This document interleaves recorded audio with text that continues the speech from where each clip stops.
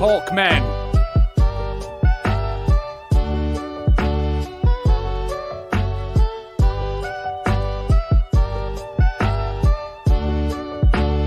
You've got me more excited than 15 snorts of Dennis Hopper's premium party powder.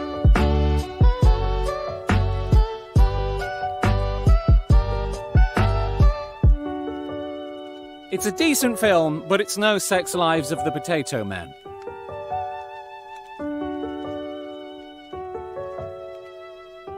I won't have this namby-pamby, wishy-washy nonsense about not hitting people who deserve it.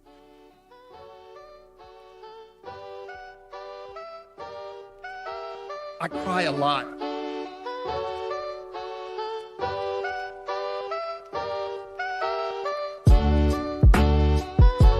That's a penis.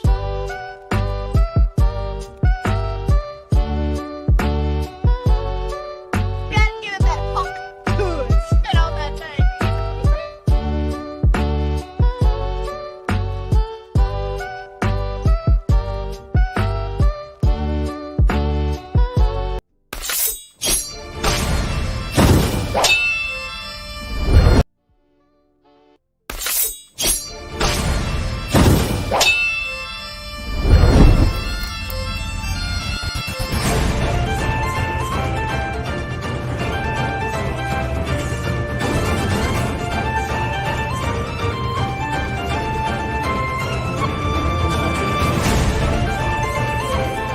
Can't do it. We'll do it live. Okay. We'll do it live. F it. Do it live. I'll write it and we'll do it live.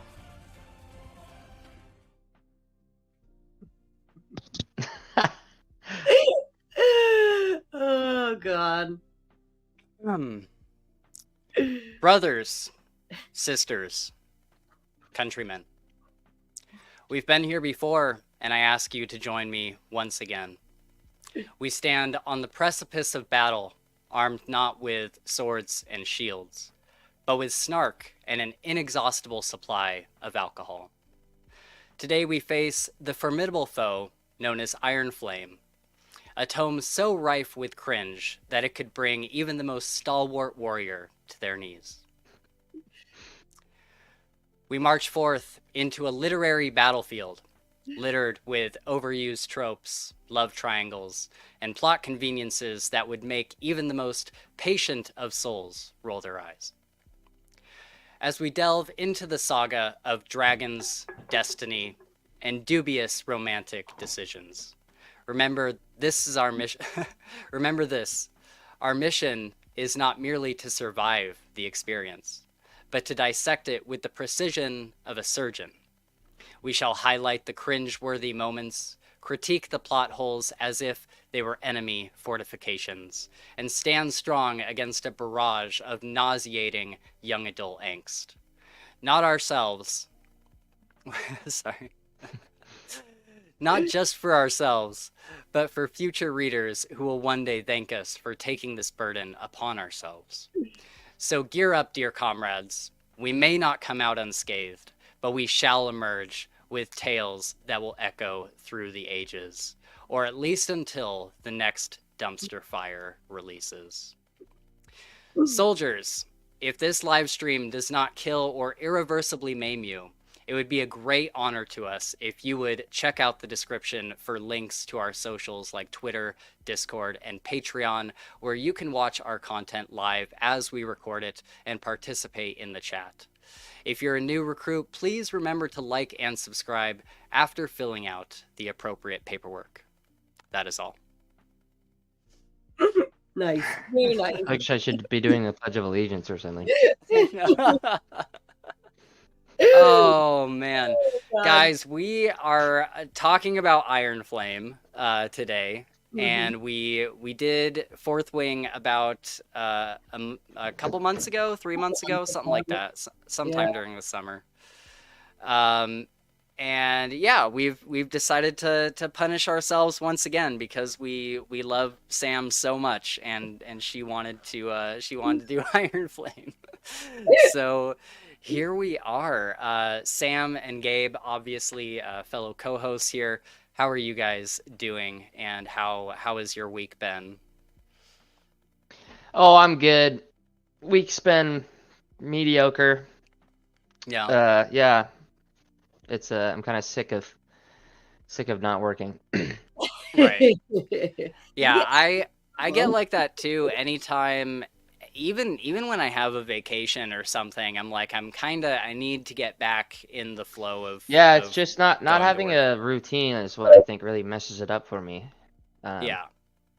my sleep schedule is all out of whack, really bad, and like I don't know, it's just I'm getting uncomfortable. I'm excited to get back on a schedule whenever that Right. happens.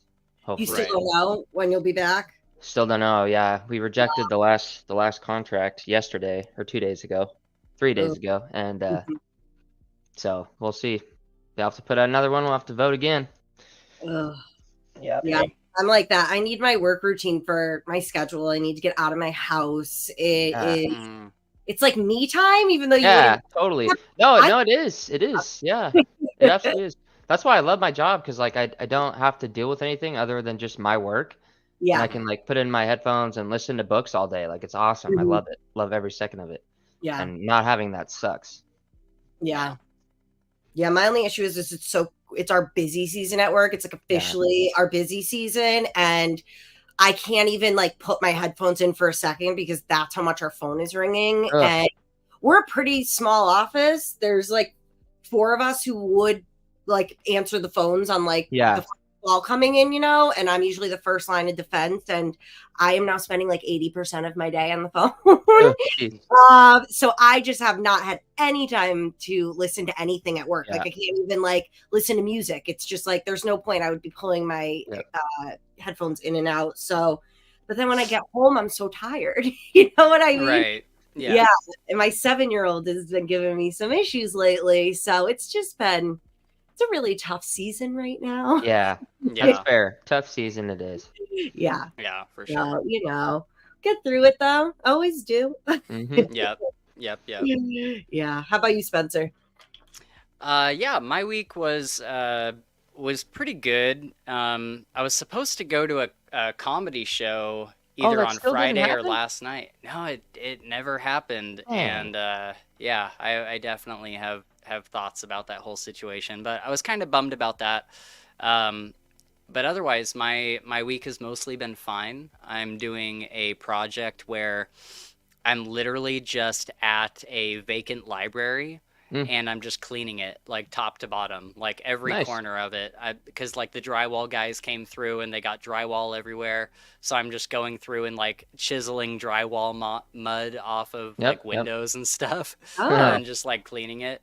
So yeah, it's been very chill and yeah, given me a lot of time just to plug my headphones in and go. Yeah. And listen to some garbage. And listen to some garbage. Well, you know what's funny is I listened to this book. I think it was like Sunday, Monday, and Tuesday. I was listening to this other book that, I mean, I try really hard when we do our like end of the year, top 5 books of the year thing. I try really hard not to let recency bias affect that top 5 because it's really easy to be like, the book that you listened to last week was like the best book you've ever read. Yeah. And so I try to give myself a little bit of distance from the books I read to make sure that I'm not doing the whole recency bias thing. Mhm.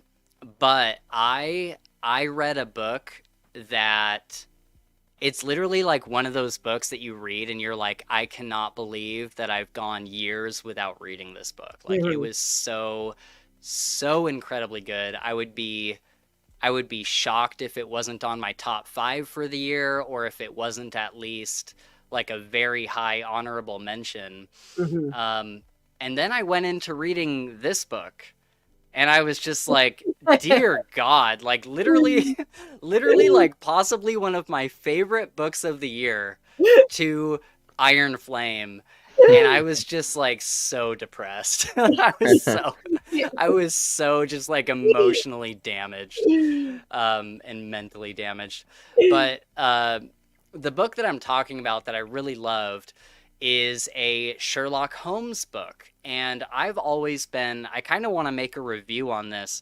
I've always been a Sherlock Holmes fan. I've always really enjoyed all of the Sherlock Holmes like movies and stuff. But I've never gone and like read the books, which is kind of crazy. And so I had this wild hair up my ass the other week where I was like, I should just like listen to all of the Sherlock Holmes books. Like, how have I not read these? And so I started Hound of the Baskervilles, but then I realized that it was like the fourth in a series. And I was like, I gotta read the other ones first. And then I started looking up other things about Sherlock Holmes. I'm like, can anybody write a Sherlock Holmes book? Like, is it public domain or what? And I believe it is public domain, but since Sir Arthur Conan Doyle died, his estate has not approved any Sherlock Holmes piece of fiction to be canon. Like, it just hasn't canonized anything other than what Sir Arthur Conan Doyle did, like even the movies, all that.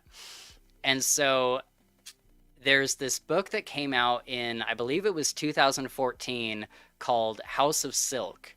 And it is the first book since Sir Arthur Conan Doyle's death that the estate has canonized. Wow. And so it's an official part of like the whole story, as is the guy, I think his name is Anthony Horowitz. He wrote a sequel to The House of Silk that I also really want to read. And so I was like, okay, maybe I'll check this out because it's like, it's modern and, you know, it might be like easier to digest and stuff because the other ones are like really, really old. Hey, what up, Nova? Did you miss our bombastic intro? It was pretty good. I worked on that for a while. But yeah, so I checked this out. I didn't really expect to love it as much as I did. I expected it to be like a Sherlock Holmes story that was probably going to be great, but I didn't expect it to like blow me away. And this book was so good, you guys. It kept me guessing at every single turn. And it was never like, I never had like a good idea of who the villain was. Like it just like kept me guessing and guessing and guessing, and then something would get revealed and I'm like, oh, what if it's this guy? And then that would be wrong. And then by the end, like, you know, I'm not going to spoil anything, but by the end you're just like, wow. And the idea of the book is it's Watson writing his memoir after Sherlock has died. And so it's him recounting all these times with Sherlock. He's telling like one story, but in addition to, it's like, it's almost the, you know how like King Killer, he'll like mention other things that don't have to do with the immediate story because he's telling it in the present and he's like recounting it. That's kind of what Watson is doing. And he'll put in all these little side notes of like, oh, I do miss spending evenings by the campfire with Sherlock, and like we used to be such good friends, and you know, he always, you know, taught me so much, and he had this side to him that people didn't really see. And so he'd make all these like anecdotal things that kind of filled out the character of Sherlock beyond what we see in the actual like narrative. And it was so good. I highly recommend it to anyone, even if you don't think you're a Sherlock fan. It's a really good like thriller mystery. It was super, super fast paced. It was super like just gripping, like the whole way through. I was not bored for a single second. And so I would highly, highly recommend it. It's called House of Silk by Anthony Horowitz. And yeah. Have you read any Sherlock, Sam? I don't think so. I used to really be into, what was the one? I didn't like the Nancy Brown books when I was, or Nancy Drew. I I liked the boy one. The Hardy Boys. I don't know that it was the Hardy Boys. Was it the Hardy Boys? Because I feel like there was another one, but maybe it was the Hardy Boys. Boy detective book. But I used to love when I was younger. I really loved a good mystery, but I grew out of them as I got older because I could never guess.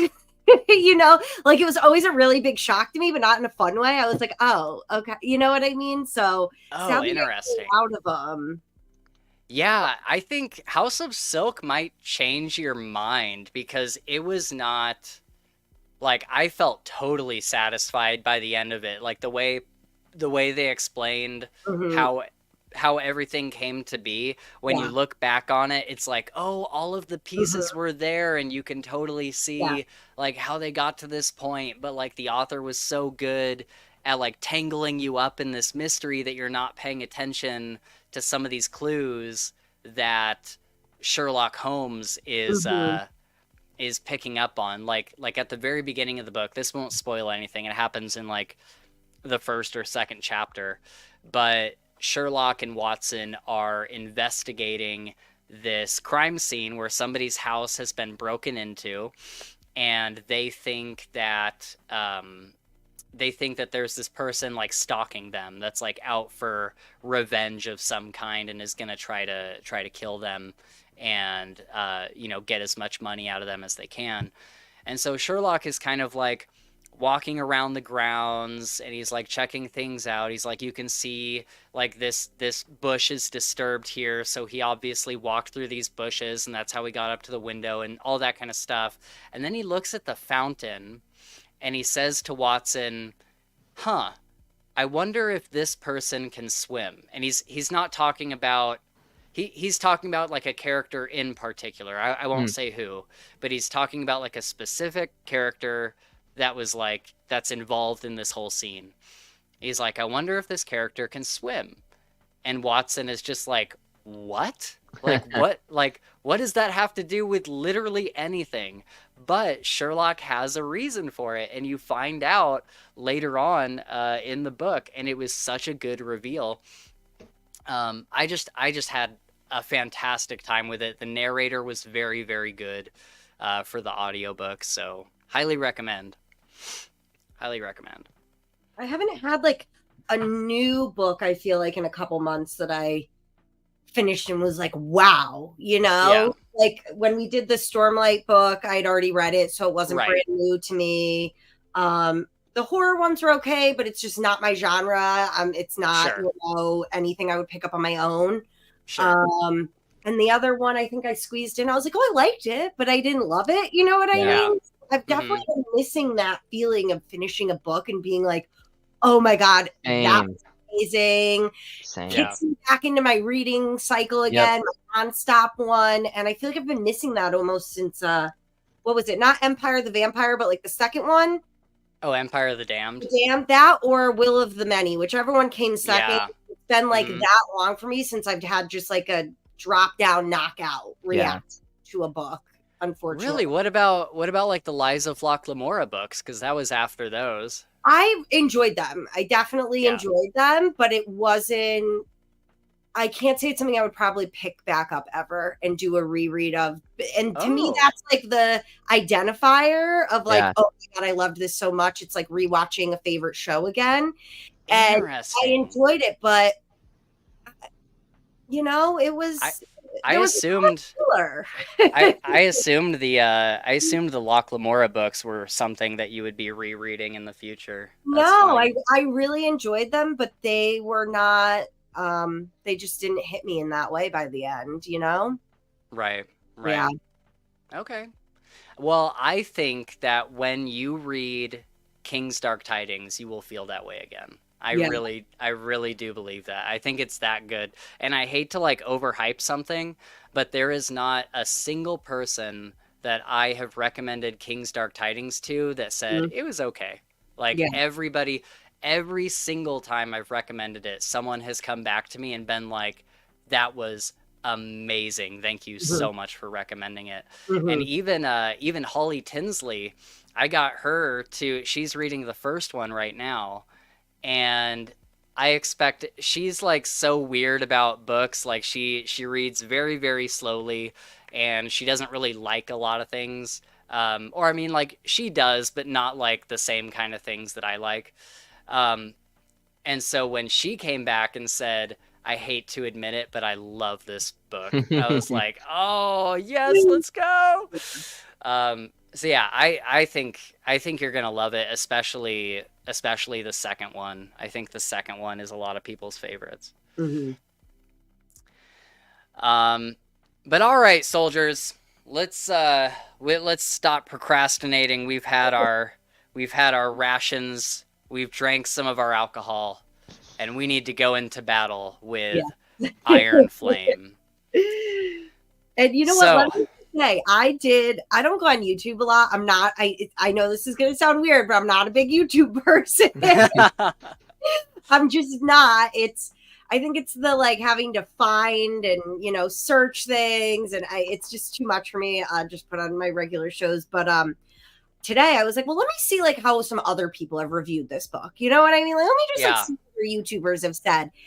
And it was either people who I couldn't take seriously and were fangirling too hard that I was like, yes. read the same book.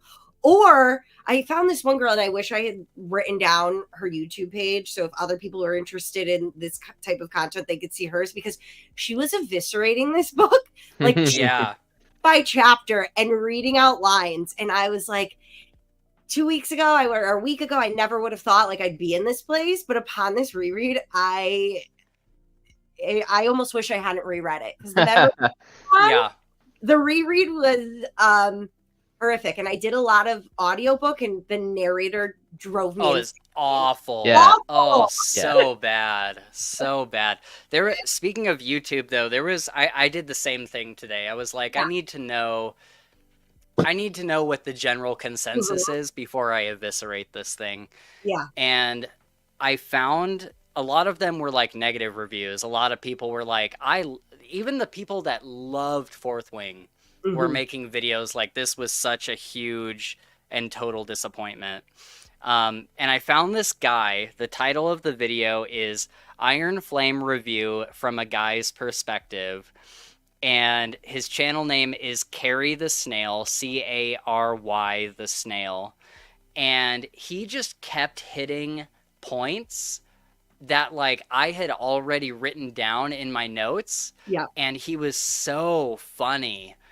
And I was like, damn, this is exactly how I feel about this book. And he's just like putting it into words. Yeah. And so I highly, highly recommend everybody check that out. Maybe I'll pin it in the chat if I can.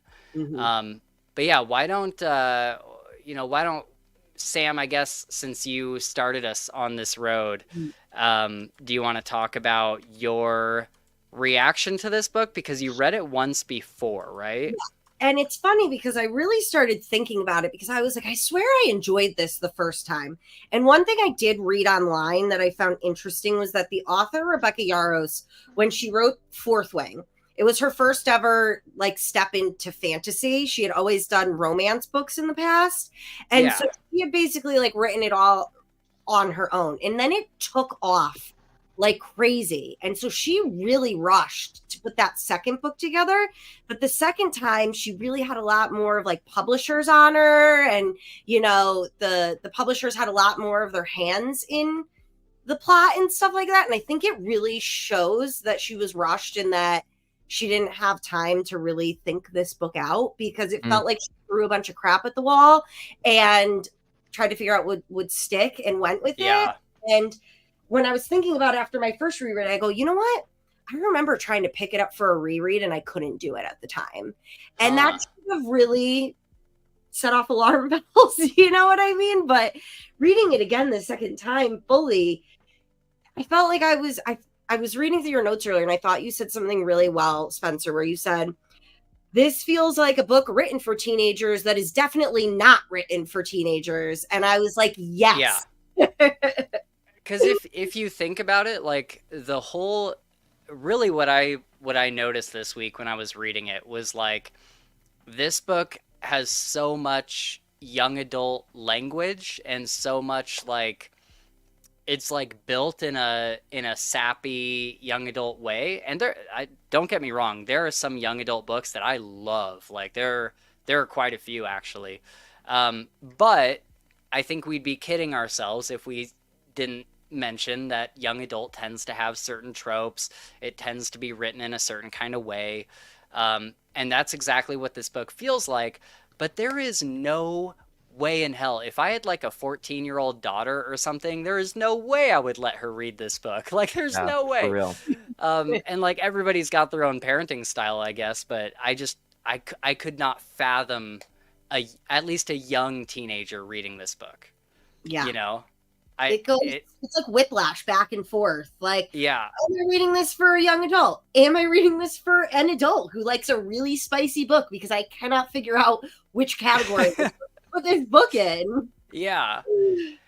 Oh man. And I don't even think that there's necessarily anything wrong with like sex scenes in young adult, or in young adult books of any kind. The Scythe series has a sex scene, and it kind of borders on like Fade to Black. It describes some things, but the sex scenes in this book are just like so graphic, which for us is fine, but I mean, geez, a buddy of mine, a buddy and me were talking this week, and we were talking about this book, and he's like, it's really interesting how, porn tends to get this bad rep, which, in a lot of cases, like it should, but then books like this are fine that are just as graphic in some ways, that are just as provocative, and and so it's like you can't really dismiss one without dismissing the others. And to be clear, I do not mind the sex scenes in this book at all. I'm not saying there shouldn't be sex scenes or anything like that. I enjoy them in a lot of books, but it's just a funny funny how that works. I think it was kind of a thought this week. I agree. But yeah, so like, you were saying on your second read. So did you pick all this up on your first read when you first read it? Did you enjoy it, or it just kind of like went through it? Or I think I was so excited for the follow-up, and I think I was so desperate because I read A Court of Thorns and Roses years ago. Like from the beginning when it first came out, I got into it. I read all of them, and I had been kind of looking for that romance fantasy book that would fill that void. I was feeling for it. So I was pretty excited for Fourth Wing. I thought it was a good enough that, I enjoyed it, and I was really excited for this second one. But rereading it, I feel like I'm slowly remembering that like I did not love it. Really at all. And I just had breezed through it so quickly the first time because I was so excited that I didn't really stop to think about the things that I wasn't enjoying. And on this reread, I was just very critical of the whole thing. And I think, again, because I was listening to the narrator and the way when I read it physically, I can give Violet a much different voice. And in the audiobook, I was like, you are making her sound like a whiny brat, and I don't want to listen to this person. I don't like her. Right. Yeah, and same with Zayden. His wasn't whiny, but it was more like, I was like, what men's voice are you trying to do? Like, why are you doing this? It was like she's trying to do like a gravelly, like badass voice, but it's like, you can't do that for an entire book. Like, it doesn't work. Like, you have to give him like a natural voice. He can't always be angry and brooding, and like I'm like, there's gotta be a middle ground, and there just wasn't. And yeah, for me, I think, like you said, you read Fourth Wing and you were like, I enjoyed it, I'll read the next one, as most of us would probably think. And oh, my dog's barking at something. But for me, you know, we had our live stream on Fourth Wing, and even though I gave it a lot of crap, I even did like an extra video giving it more crap. And part of that is just me like hamming it up and kind of playing into the character a little bit. But like I said previously, something can be fun, but also bad. And I had fun with Fourth Wing. Like, even though it was bad, I, to some extent, enjoyed reading it, and I thought it was, I don't want to say, like, worth reading, because it really depends on what you mean. There's, you know... There were parts of it that were intriguing and, you know, entertaining.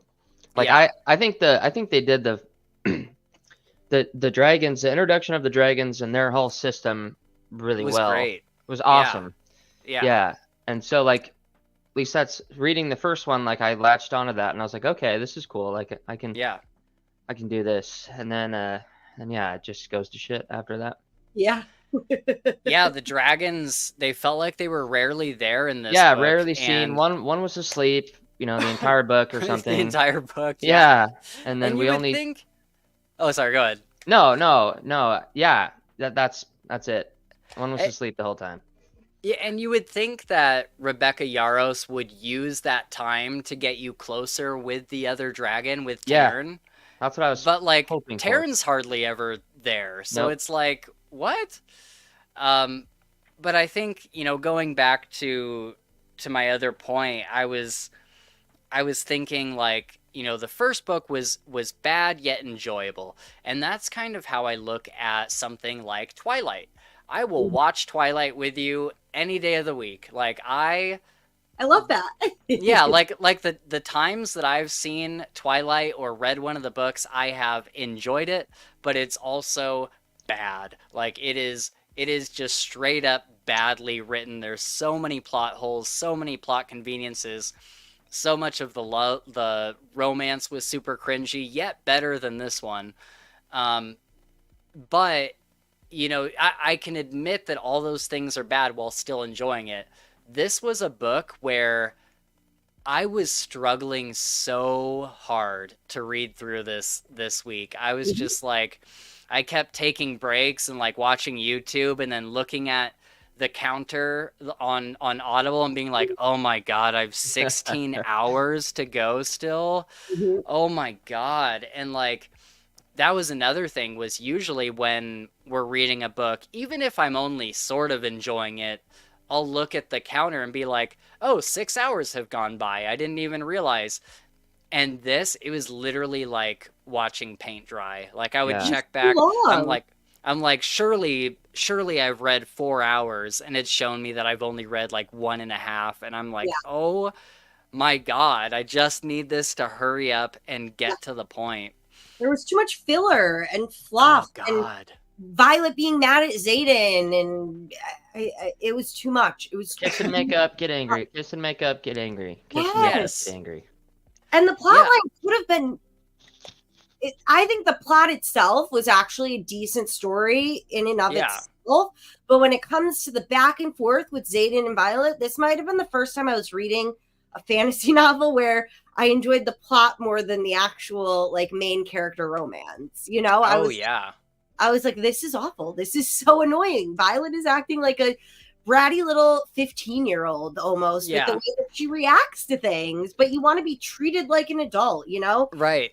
7-year-old stomping his foot and being like, I'm a big boy, while having a meltdown. You know what I mean? Like, well, you're not acting like it. So it is so insane because like both of the characters were just awful. And I feel like in the first book I was like, they're cringy, but they're not like awful. Like, to some extent I enjoyed Violet, to some extent I enjoyed Xaden. But this book I was like, both of them, like, I can't even pin it all on Violet. Like, there was things Xaden did in this book too where I was like, he's just as stupid. And I was like you said, they kept going back and forth and back and forth and back and forth. And by the end of it, you know, he reveals or she finds out that he's got this second signet that lets him read people's intentions. No, And spot. And she like blows up on him. And it's like, okay, so we're fighting again after you guys just had this big like makeup thing. It's like now we're back to fighting again. Like, well, and it was the worst trope for me, where when someone says, "I have a secret, but I can't tell you," it'll upset you. You'll get mad, and they're like, "I won't get mad. Just tell me." And then they tell you, and get mad. Yeah. Spencer, literally, in your general thoughts, you wrote, this book boiled down to, yeah, we have a society-ending war on our hands. That's super dangerous for everybody. But I'm mad at my boyfriend for not telling me his battle plan. Yeah, exactly. And I thought that was funny. I love hilarious. Plan. Battle plan. Battle plan.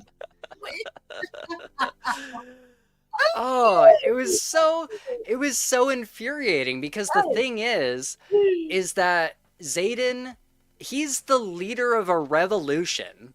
Rebellion, and his girlfriend is like, yeah, but you need to tell me all the secrets about that, otherwise I can't trust you. And he's like, you literally have trouble keeping people out of your head. Like, you haven't like gotten good enough with your shields yet to keep people out of taking information from your mind.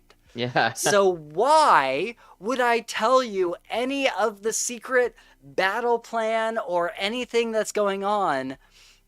And it's just like, it's so petty on her end. I'm just like, dear God. And it comes across as like just so like needy and immature. And I was like, and the characters are supposed to be like in their 20s, aren't they? It's not like they're 16.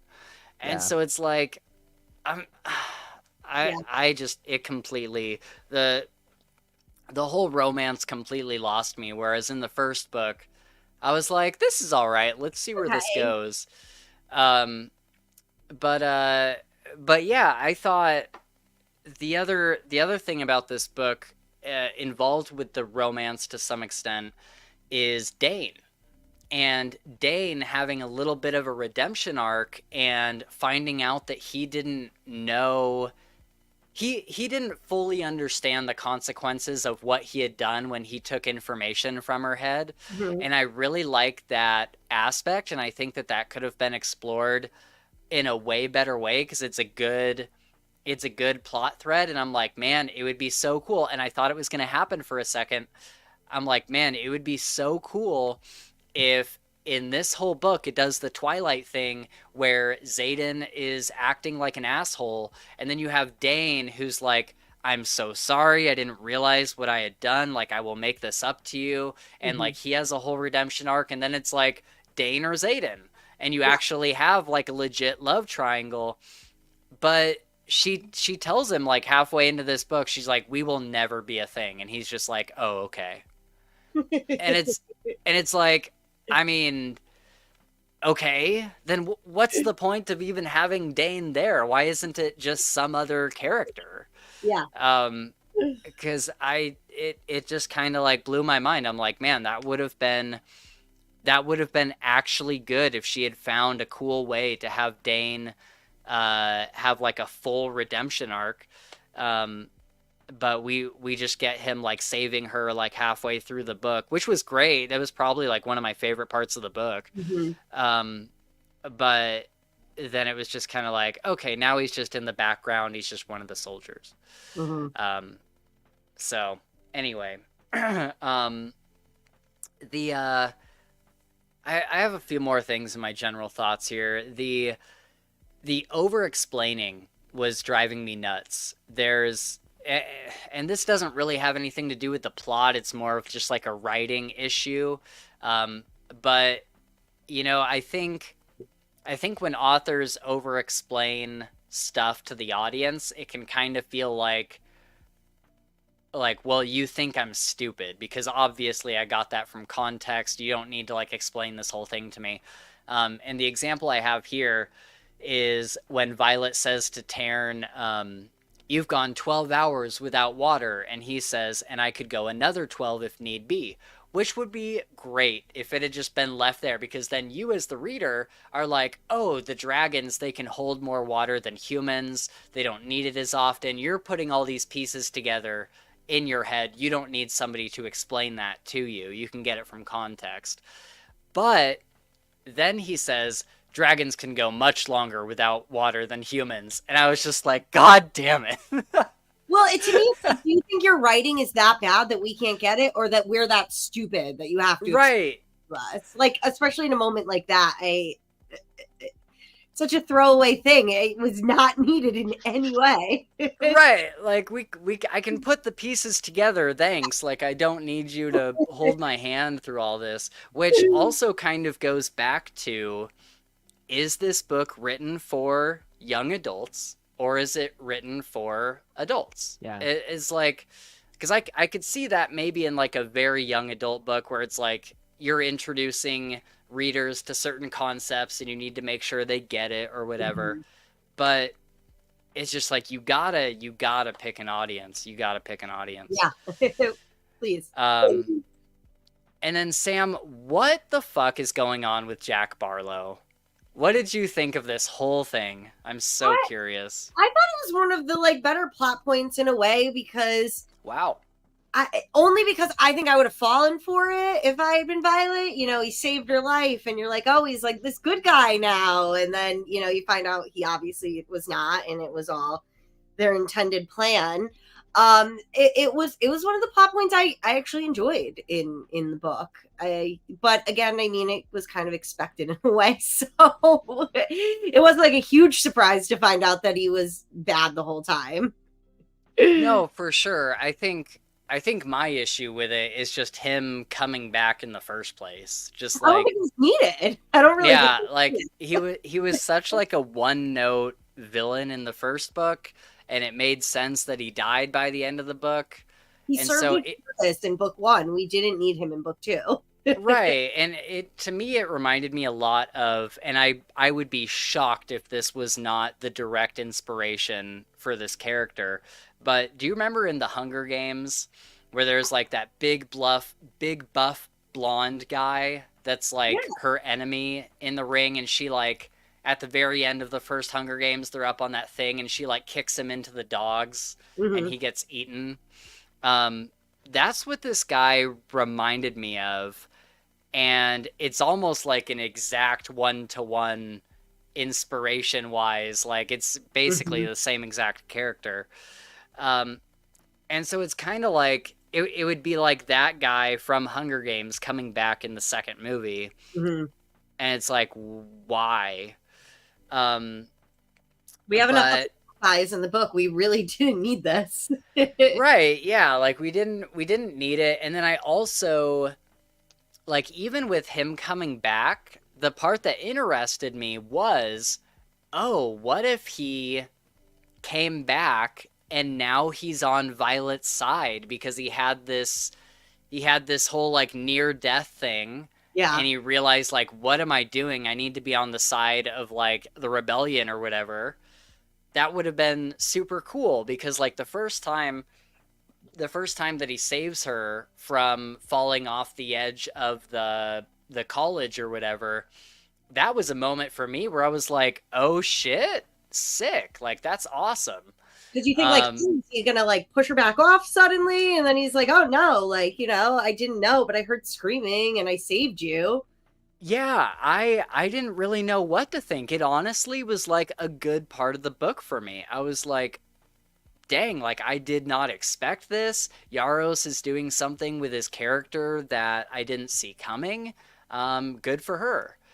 And then when he's just, like, the bad guy at the end, I was like, okay. Exactly. So... okay. What did Noah say?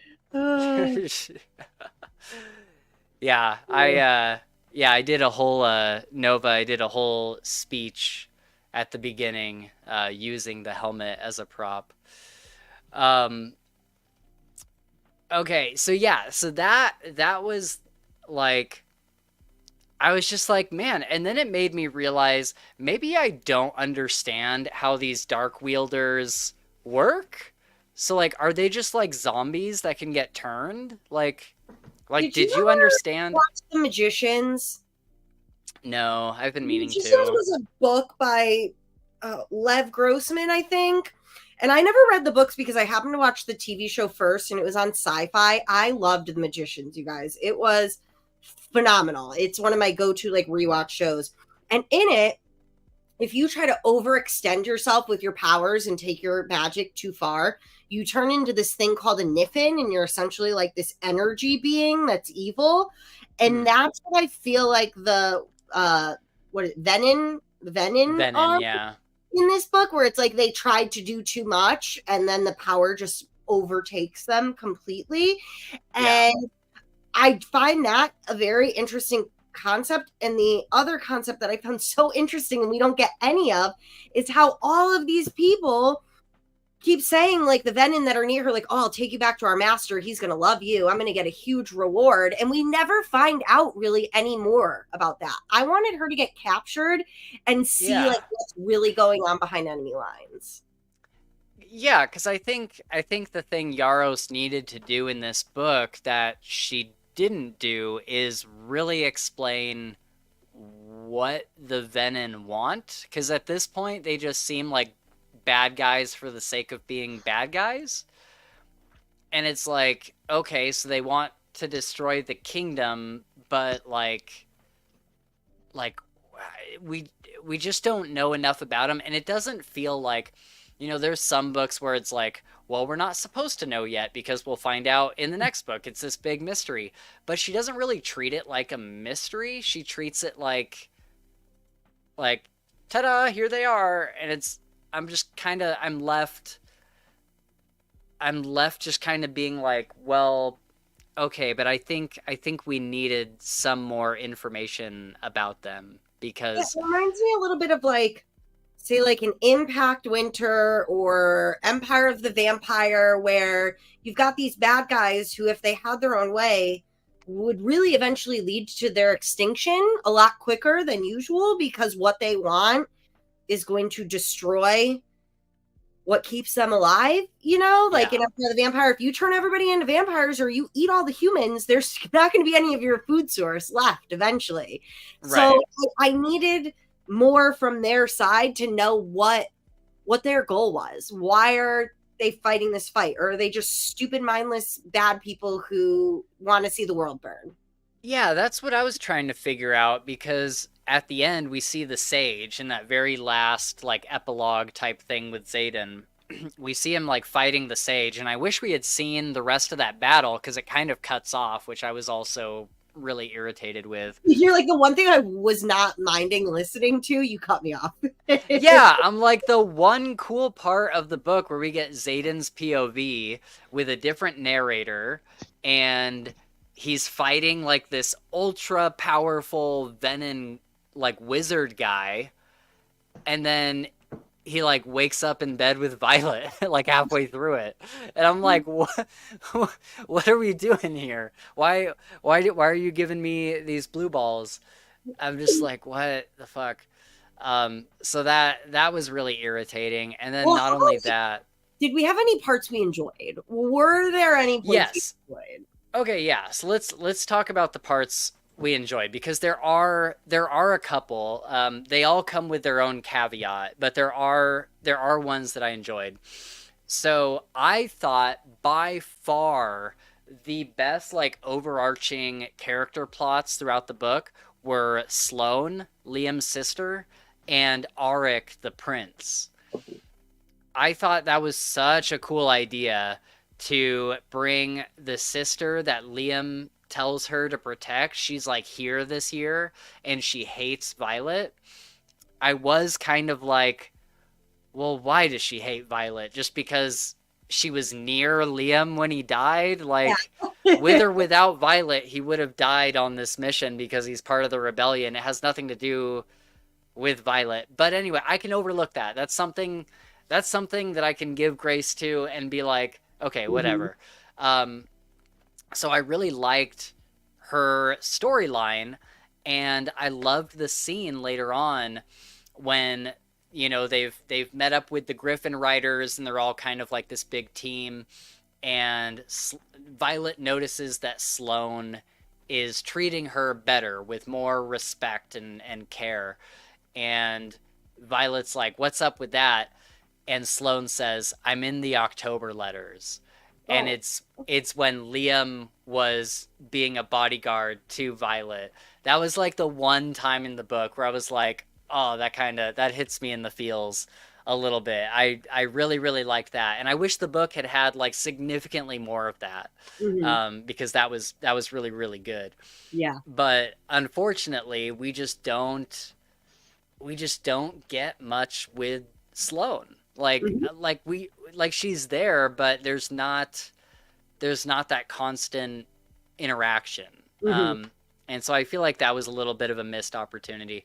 Yeah. But by far in the entire book, the thing that interested me the most was Arik, the prince. And I was like, ooh, I want to know more about this. And then we just get nothing. Like, we just get nothing with Arik. And maybe he'll be more prominent in the third book. But I think the storyline, as far as his personal timeline, the storyline that was going to be the most interesting was this first year at the academy. Yeah. And so it's like, we're just completely missing this whole, like, I want to know what it was like him trying to disguise himself so that nobody knows that he's a prince, like dodging, you know, his father's people that are like looking for him and stuff. I wanted way more of that, but he's on page for like a total of 2 or 3 chapters. Well, it's like she put him in just for the vault plot of getting the journals out. You know what I mean? Like, yeah. Not why you put him in this book, just so they had a way to get these journals out of the vault later. I didn't get it. It's so ridiculous. And it's like, he is by far your most interesting, like, hook and mystery, and you're gonna use him one time for a vault heist. Like, yeah. God, it was honestly baffling to me. Like, yeah. I did not understand what she was doing with that. What about you, Dave? Was there anything you enjoyed? Yeah, I didn't make it all the way through, but one thing that I did enjoy was the first assassination attempt by the first year student on Violet. Yeah. I thought that was cool. I feel like she does those well. Yeah. Kind of just little short battles that are, you know, trying and I guess just okay, you know. Like, I enjoyed it. Nowhere. Yeah. It was cool. Yeah, I liked that one too, and I like how with each one they keep repeating the same thing. What was it? How much is a life worth? Yeah. And then one of them says something like, "It's not about you. Like, it's just about the money or something." And it's like, oh, okay. Yeah. Yeah. Please go ahead, kill me. Yeah. Right. Yeah, I think that is something Yaros does, like, surprisingly well. I think I have it in my notes here somewhere where I was like, somehow she is like really good at writing combat. Like, somehow she just like really excels at it, because every combat section I'm just like, dang, like let's keep going with this, because it's really intense. Just because What's that? I was surprised to hear you say that, just because I actually do enjoy her battle scenes, because I typically tend to have trouble visualizing any battle scenes to the point where I'm like, all right, can we just get to the end so I know who won, who didn't? Like, I can't visualize it. It's really, really bad. But I did not have that problem with her scenes. Yeah. I thought it's the one time the extra details I was okay with, because it really helped me. Yeah, for sure. And I think they're just written so like snappy and quick, and like, he hit me here, I hit him there, he hit me there. Yeah, like, exactly. It's very like, exactly. It's very intense. Grabbed my 2 daggers and flung him at his chest, you know. It's all super fast. Yeah, the combat feels really, really good. which is just surprising, honestly. I wouldn't have expected that to be the thing that she excelled at, and it makes me think that like maybe she should switch genres a little bit. Or just go to like full adult. Like let's stop trying to like toe the line of like young adult, and let's just fully. She should try. She should try and write a fantasy book that's not a romance, and see what happens. Yeah, like that there's no big romance plots, no love triangles, no sex, just cool fantasy stuff. You know what it almost kind of reminds me of, and do not get me wrong, I love the King Killer Chronicles. I love them, but I fucking hate anything to do with Denna. I don't. You and Spencer both. I don't mind Denna personally. Oh, I find her so fickle and wishy-washy. Oh yeah. That's what I feel like the point is. I think that's why I like her. And I get that, but personally, it is just like it's not satisfying. I think it's only because I am not someone who would ever chase someone. Yeah.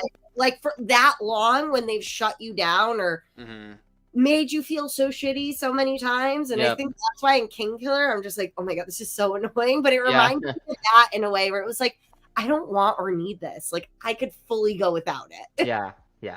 Are you talking about like specifically Xaden and Violet's romance? A little bit. I mean, I think this book would have done really well with like an editor that cut about a third of it out. Yes. You know, and there was so much repeated content. So much. And she had so many good ideas, but I think she had clearly too many good ideas and didn't know how to narrow it down so that we could appreciate these ideas. If she had taken her 10 ideas and picked 5 of them and really focused the writing on that, this book just go all over the place.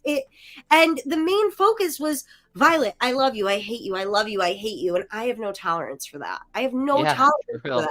Well, ain't nobody got time for that. Yeah. Yes. For me, it was like the constant like needing reaffirmation of how they, dude. You know how codependency at its finest, ladies and gentlemen. Dude, that was literally insane. Sam, you know how you feel whenever we talk about like hair, like the polyjuice potion and stuff. That's literally how I felt during some of the dialogue between Xaden and Violet. I was just like, oh God, I just couldn't like. Oh my God, it was nauseating. Nauseating. Oh my God. It was one of those like shit or get off the pot. Like I can't do this anymore. And it's like, why are you guys so needy? And this is after like almost a year of dating. Like they haven't even like they got together kind of near the end of the first book. And it hasn't this book takes place like literally like a day after that book ends. So it's like at most you guys have been dating for half a year. Maybe. Why are you guys like this? Like what? Well, Violet's like, oh, you like me? Now you can't have any secrets of your own. You have to tell me every thought that goes through you. Yeah, it's like there's this meme I saw where it's and it's like a girl and a guy laying on the couch, and the girl wants attention, and she tries to like, she's like, I'm gonna climb in your skin. You ready? She like, there's like this, she like does climb into his skin. That's exactly what this reminds me of. Yes. Oh my God. I mean, Spencer made a very good point earlier where we are not living in our world where if you tell me a secret, I don't have to worry about shielding my brain. Right. So somebody can steal what may be a life or death secret. I mean, she just had everything was black or white to Violet. There was okay, I can agree to disagree, or I can understand why you reacted this way. It was, no, you did not do things the way I would want them done, and now I'm mad again. Right. Yeah, and that kind of stuff really reminds me of like,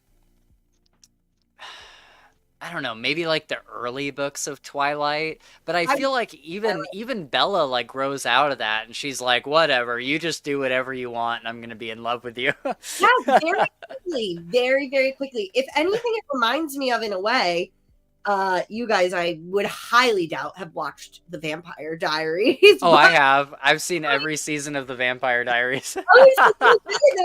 Another love triangle, reminding me a little bit of the, Elena, Damon, and Stephanie triangle. But Elena was such a goody-goody, that she could not see past her own views of the world to be like, okay, well, you're a vampire, you need these things, you crave them, yada yada yada. And it frustrated me in that way, where I'm like, well, really? then tell him to fuck off and never talk to him again. Yep. Oh man. Yep. I think you want to play the victim and have a pity party and make them feel guilty, and this is what they were always doing. Like, it frustrated me. Yeah. Okay, yeah, interesting. Vampire Diaries, people probably do not know this about me at all, but I'm not. I have rewatched that show so many times, and I'm coming up on like another rewatch. Right now. I'm in the middle of my 10th rewatch. Yeah, it used to be like my comfort show. Like I would just put on like Vampire Diaries in the background whenever I was doing anything. I like genuinely love that show. I love the Vampire Diaries, but I actually prefer the originals. I actually think the originals is the better show of the two. I never finished the originals, but I always wanted to. I got to like season 3, I think. And it was really, really good because it didn't have like the teen drama aspect to it. It was just like it was just like the fantasy vampire, like, and how they all work as a family, like that. Yeah, it was really good. I've been meaning to go back to that. It's my favorite, but it's not streaming on anything right now. It's on Prime. Watching the Vampire Diaries. It's on Amazon Prime right now. Okay, so Amazon Prime started making you have commercials unless you pay extra in addition to your Prime membership. Correct. And it has made me boycott watching anything on Amazon Prime. Yeah, fuck that's you, fair. As you should. As you should. That's fair. But Spence, I cannot get over that you watch the Vampire Diaries multiple times. I love that. Dude, here's why. Is because it does have like the teenage melodrama and stuff, and parts of it, like, even for someone that enjoys the show, is like, dear God, okay. It's kind of like very cringy at times, but I do feel like those times are few and far between. I feel like the characters are really good and really fleshed out. They all have like good motivations for things, and you understand like what makes them them, and you're never guessing at like nobody's ever really acting out of character. They did a very, very good job with pinning down who these characters are. And then on top of that, for people that like magic systems, like Sanderson style magic systems, dude, when the originals got introduced to the show, that was some of like the best television at that time, because it was like we need this thing in order to make this thing work, but in order to make that happen, we have to do this ritual first. But it didn't feel convoluted. It felt like you understood the rules of the magic system, and it felt natural. It's like the best magic system that I've seen on television. Like, it was so good. It was fleshed out. Like they really thought about how somebody becomes a vampire, how somebody like stops from becoming a vampire. There's like this mythical cure that's like out there, but nobody really knows what it is until like season like 7 or something. Yeah. And there's just a lot of like really, really, really good elements to the magic system. I think above everything else, that's far and away what excels. Yeah, and I think the casting was done very well. I think they really nailed that. I just, as much as I hate to admit it, I do love the Vampire Diaries. I know. Ian Somerhalder was so good as Damon. And for any time, like, there's like a bad boy. What a hunk. So reading this, that's who I picture as like Xaden. I picture Damon, you know? Yeah, I could see it. Gabe, look up look up either Ian Somerhalder or Damon Vampire Diaries. You'll see what I'm saying. He's like a Henry Cavill type guy for But sure. he's got like just the perfect. Oh yeah, I know. He's Wait, no, that's not him. He looks like he's retired. I thought for a second he was the guy that plays the Deep in The Boys, but he's not. Oh No, that's fucking Gossip Girl. But yeah, he's a handsome fella. Yes. Yeah. Yeah, but he plays the just like bad guy who is like almost forced into his bad guy role, but wants to be a good guy, and he's just yeah. catalyst that'll make him the good guy. And Damon was a great character, and that's a show, you look at something like Twilight and people were like Team Edward or Team Jacob, and you're like, obviously Jacob is the better pick, like he's the better person. But well, I guess it depends, but with the Vampire Diaries, it was very much like I was going back and forth so much between Damon and Stefan. They did a great job with that. I think I was always a Damon girl, like, because I was like, if I was in her shoes, I would have definitely picked Damon.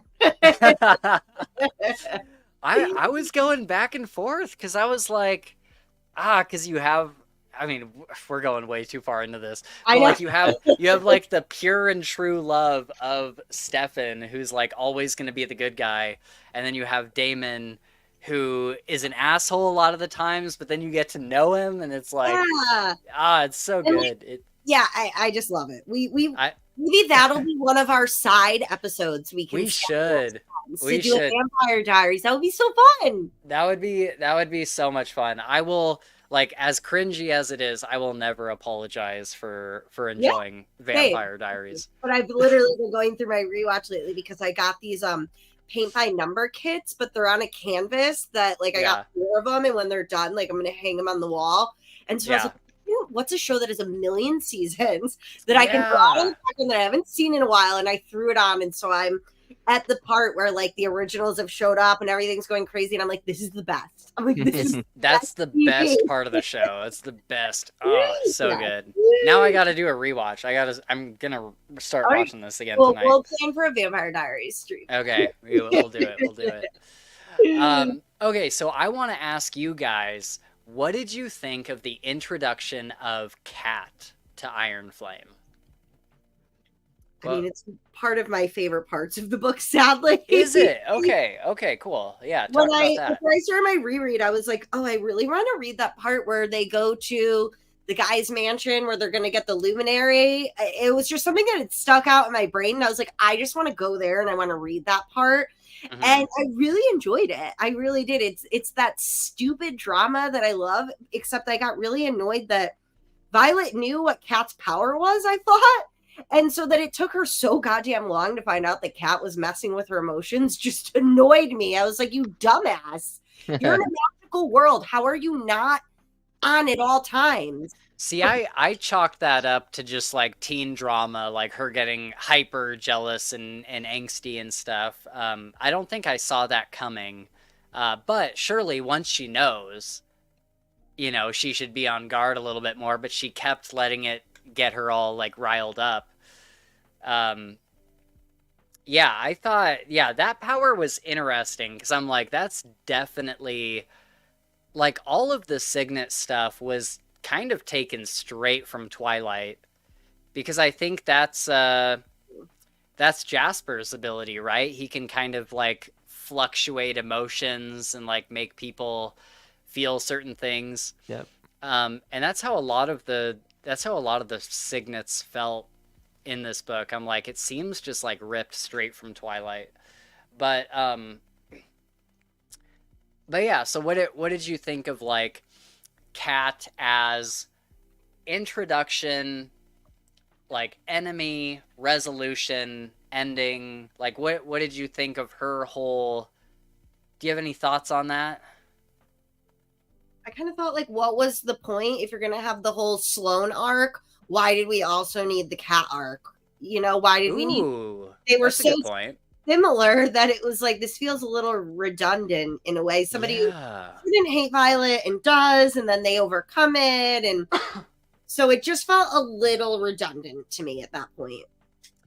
That's true. I didn't really think about it that way, but they are kind of a similar character, and they also kind of come around to Violet at the same time too. And so it's like, okay, yeah, I definitely see what you're saying there. I didn't really think about that before. Well, and they But use the cat plot line to make it so Sloane gets more on Violet's side. And it's like, okay, like the person who previously hated you in this way is now going to back you for the new person that hates you in that way. right.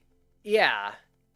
Yeah, for sure. And I also thought it was weird that like Violet didn't realize that Kat and Zayden were engaged until like way, way, way into the book. It was like near the end where she realized that they used to be engaged. And right when Kat got introduced, like near the beginning of the book, Zayden says, or somebody says, that there was a deal made between his family and the other family that kind of like tied them together, and they were like dating, and he has like a room there and stuff. And I just assumed from the beginning that they had been engaged, that it was like an arranged marriage type thing. And then 75% of the book later, Violet's like, "What? They were engaged?" And I'm like, "Girl, how did you not like think about this? Like, of course they were." Like, what? What do you mean? I don't remember if I knew. I don't, because we meet Kat in book 1. Oh, do we? So, do you remember when Violet first finds out when she goes on that run with Zayden that he's like supplying weapons to the Griffin Riders? Do you remember that? That's right. I do remember this scene. Yeah, yeah. And Kat was there. Oh, okay. Well, it was a Okay. very brief introduction, but she makes it known how much she like hates Violet during that time. Yeah. I don't know that I wasn't surprised to find out that they had been engaged, but or promised to each other. But I don't know that I had like known it beforehand. You know what I mean? Okay. Yeah, I don't know. I just assumed. That they because at the beginning of the book it so specifically says that you know that by then you know that they were together for a while, and then it said like at a dinner or like a meeting or something that there was an arrangement made between the two families, and I just assumed Zayden was like part of that arrangement. Yeah, arranged marriage for like political. I guess because like Yeah. Violet didn't have some sort of arranged marriage set up, and given who Right. she was, it wasn't just like an immediate thought for me that Yeah. that's what it was. But Yeah. For it sure. didn't surprise me, but I mean, it was a little surprising that when they went to get the luminary and Violet was set up with the venom, that the whole thing was that she was going to destroy the like marriage box. I thought that was interesting. Yeah, that was weird. Yeah. I was like, oh, okay. Yeah. And I thought it was funny that like Zayden's like, "Yeah, this box is priceless. There's nothing else like it." And Violet's like, "Well, do you care if I destroy it?" Or it's just it's just funny. But going back to Kat, I think the fight that ended up happening between Kat and Violet, I have mixed feelings about because on the one hand, it was a great fight. Again, Yaros is somehow really good at writing combat. And so the fight itself was excellent. However, and I think it was, I think I like saw it coming. Like, of course they're gonna like duke it out at some point. Of course they're gonna be in a situation where like one betrays the other or something happens like that.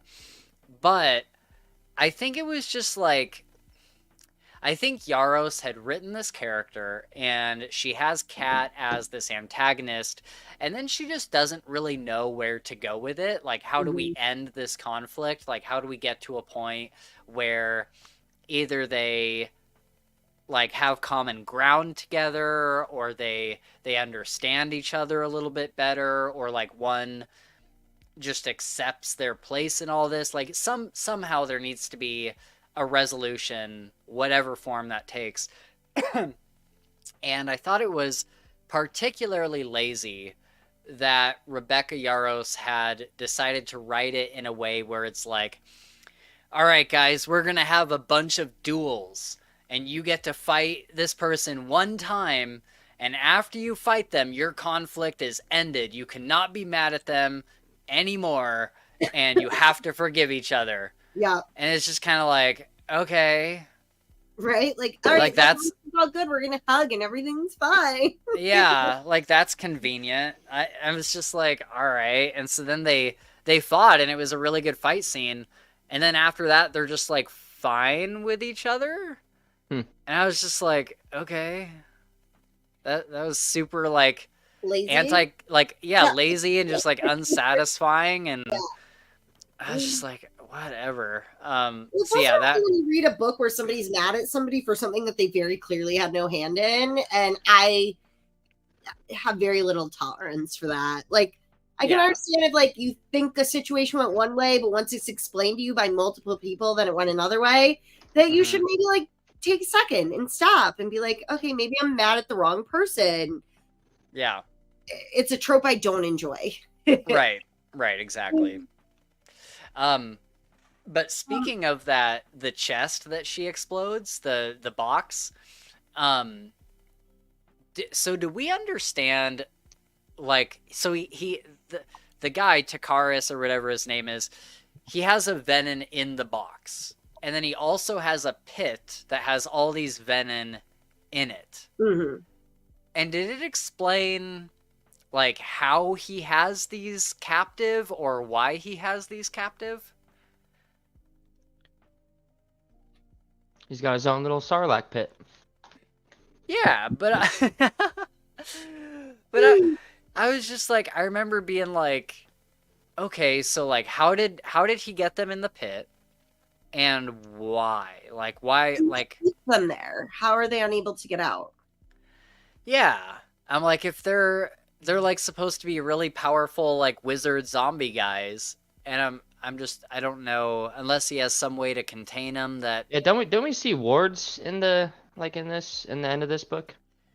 Yeah, like some kind of ruins or something.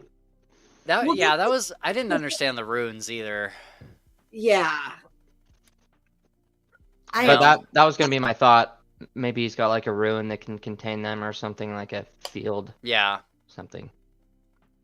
Yeah, if anybody knows, let us know in the comments, because I like all the rune stuff like went way over my head. And I think this is the other issue, is that the book is like, it's so fast paced while also feeling extremely boring. So I feel like we kind of zip past a lot of things that just get like brushed on very quickly. But at the same time, it's like, come on, let's go. And so it led to a really weird comprehension of the book, where at the end of it, I was like, I feel like I have a general idea of everything that happened, but I don't really understand. I don't understand the specifics of the Dark Wielders or the Venom. I don't understand the specifics of like runes or wards or really any of the magical things. I don't really understand what what's her smaller dragon's name? Andarna. I don't really understand what's going on with her. A long sleep. Yeah. So but like when she woke up, dragon that has like not been seen in like almost 1,000 years, and turned out to be like the key piece that they needed to reinforce the wards. But I got confused with that at the end, because they had to make the decision to go to Basgiath and save the wards there, because that's what the hatchling ground was. And to them, like, that was the more important thing. Like, we cannot let the Venom get their hands on the hatchling ground. That would mean the end of everyone and everything. But my whole thought during all of this was, a very important part of the story to me was when everyone is walking up that mountain with the griffins, and it's the first time, you know, they're all going to be together. They have to figure out how to work together. And they're asking one of the Griffin riders, how do you choose your mount? How does this work for you guys? And they say, when it's time, we go to this cliff and we wait for a swift to go past and we jump on.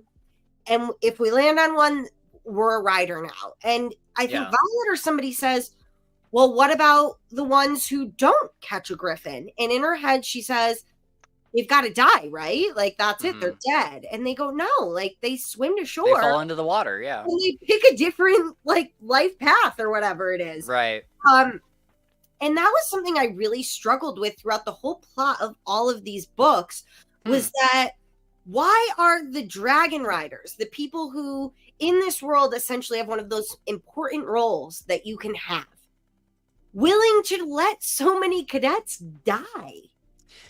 Wouldn't you want the largest possible army? I know, even as like infantry or something, like why? That was why you do this parapet, you do these courses and yada yada yada, and it's like, why did they have to die? Why could they have not even been sent to like the stacks or infantry, whatever? And I thought that was a very telling moment where it's like, oh, have we not been following the story of the good guys? You know what I mean? No, like we definitely have not. Really corrupt story this whole time. Yeah, I think so. Yeah, I thought which is kind of cool, but telling plot point of the book, and you see it a lot throughout it. The way they're willing to torture their people, and we're going to send you to war games, and we know we're going to lose like 1/10 of you. And why? Why are you doing the job for the venom? Right. Yeah. Yeah. It makes no sense. It is kind of interesting following the plot of like essentially the bad guys to some extent, or the lesser good guys. Because, even in Fourth Wing, she uncovers so much information about how like they're keeping secrets from their people and all this stuff. And so that is really interesting. And I think that's a part of the book that I really enjoy. The problem is it just makes no goddamn sense. Like, it just doesn't make any sense, like why you would kill off like a third of your army, if not more. In the type of economy that you tell me you're living in and what you provide. Exactly. Yeah. Hey, would it be okay if we take a quick bathroom break? Yeah, we can take a bathroom break. Let's do that. Perfect. Yep.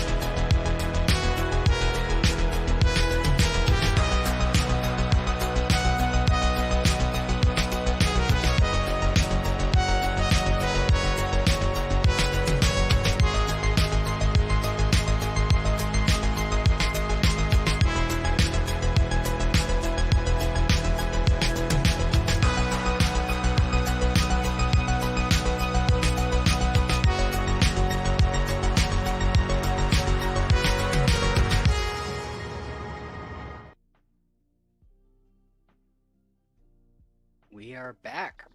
Sort of. We're waiting for Sam, but we're back for the most part. Hank is laying on my bed in his hot dog costume. I was hoping that he would walk into frame, but he hasn't done it yet. That's awesome. Does he just like to spend time in that thing? Dude, he loves it. He loves Yeah. any sort of like costume. Very nice and warm. Keeps him nice and warm, like wearing a pillow. Yeah, it is like a big pillow. Hey, walk over here, buddy. Come here. He's like, no. He's like, don't bug me, Dad. I'm trying to sleep. Yeah, he's sleeping. Yeah, he's he's just been. It's so funny watching him walk around in it because the hot dog just like yeah, goes back I and remember. forth on I top of remember. it. I remember. It's awesome. I still got a lot of really good pictures of him on my phone. Oh Wearing that man. hot dog costume. Yeah, did you send them to? Did you show Leah all the pictures and everything? Oh everything? yeah, she got all of them for sure. That's funny. Yeah, he's hilarious. I would love to bring him out to Seattle, but like it's just so hard to get a dog on the plane in the winter here because it's always freezing. So cold and they can't. Yep. They won't put the dog underneath the plane basically. You just need to go get him let him be a service dog. Yeah. I've been looking into the process. I think it's like some people tell me it's like super, super easy. And then other people, like I have a friend here that like has actually turned his dog into like a service dog. And he's like, it's a whole process. You have to go through classes and all this. Definitely other a stuff. process. Yeah. You have to prove to the state that the dog's trained enough and stuff. But I think it depends on what state you're in because my sister had gotten one for her dog in California and it was literally like a form. Yeah, I think for here it's like significantly more. Yeah, I know in Washington you have to have, a reason, a diagnosis, and the dog needs to be able to provide you proof of assistance to the state. Mm-hmm. Once the dog can do that, then I think you're okay. And for where I live, it can't be just like an emotional support dog. It has to be. He actually has to like have a talent for something. Like, whether it be anxiety or whatever. Yep. Or like seeing eye dog or something.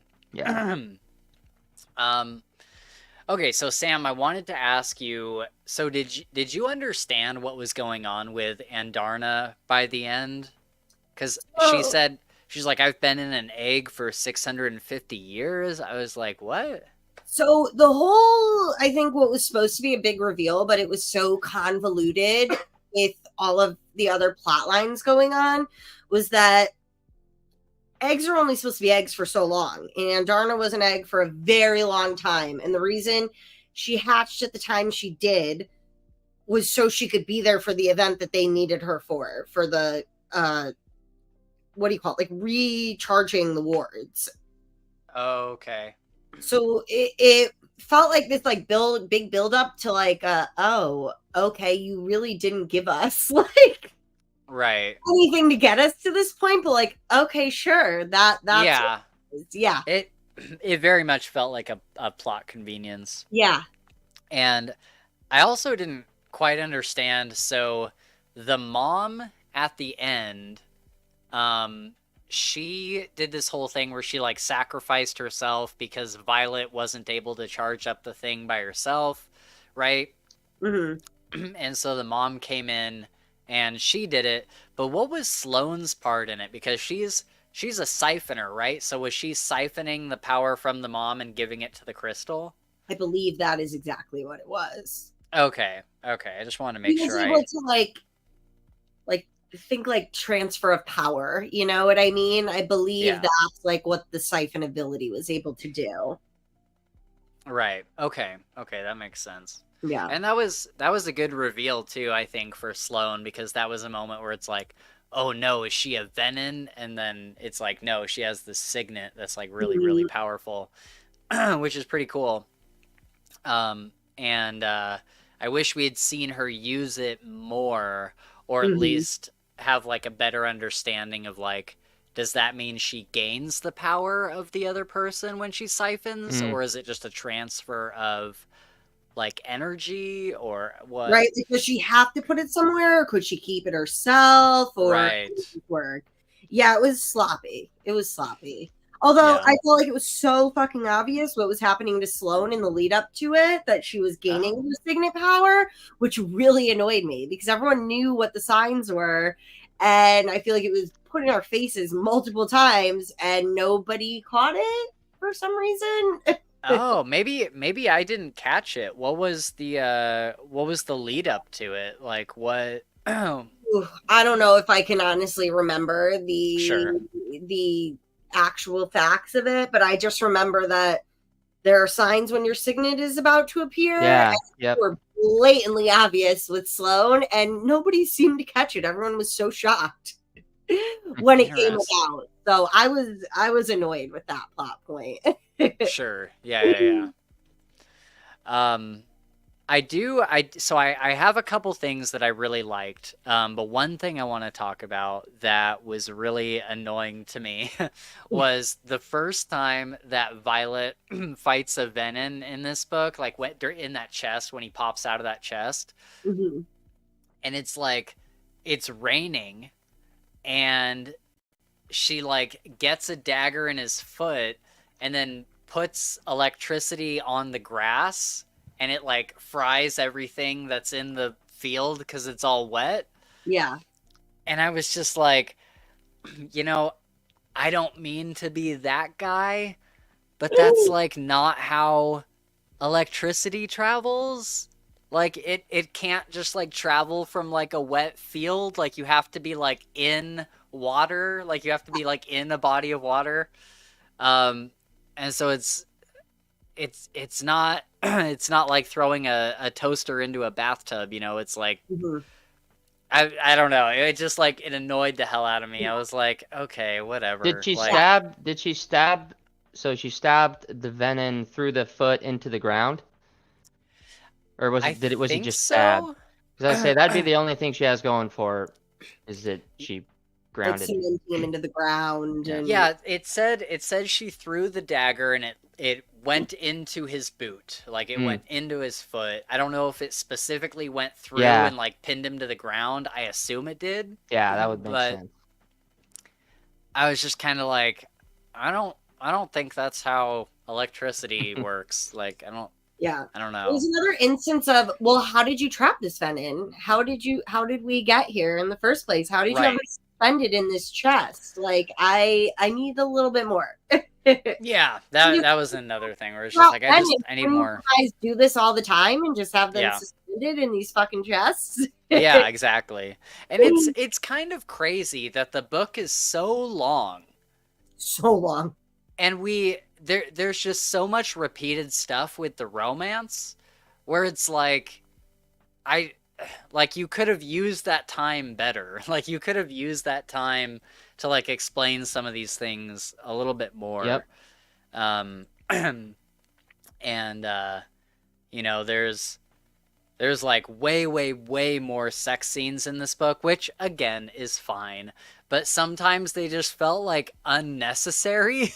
Like sometimes like they were just like random. Like I guess we'll throw a sex scene in here, and it was just like okay, sure. You get a sex scene. You get a sex scene. Look under your seats. You all get a sex scene. Yeah. Yeah.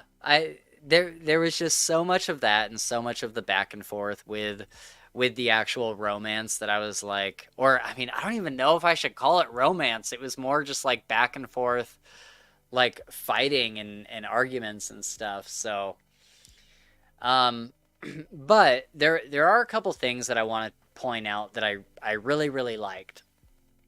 And I even have a note here in all caps where I was like, finally something interesting is happening, because you get the fight with on the mat with Dane and Violet, and they're kind of like talking while they're fighting, and it's their first moment where they are forced to be in proximity with each other, and Dane realizes that he's been wrong this entire time.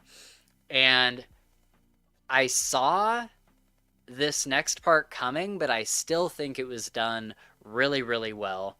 And it's when Violet is being tortured for information.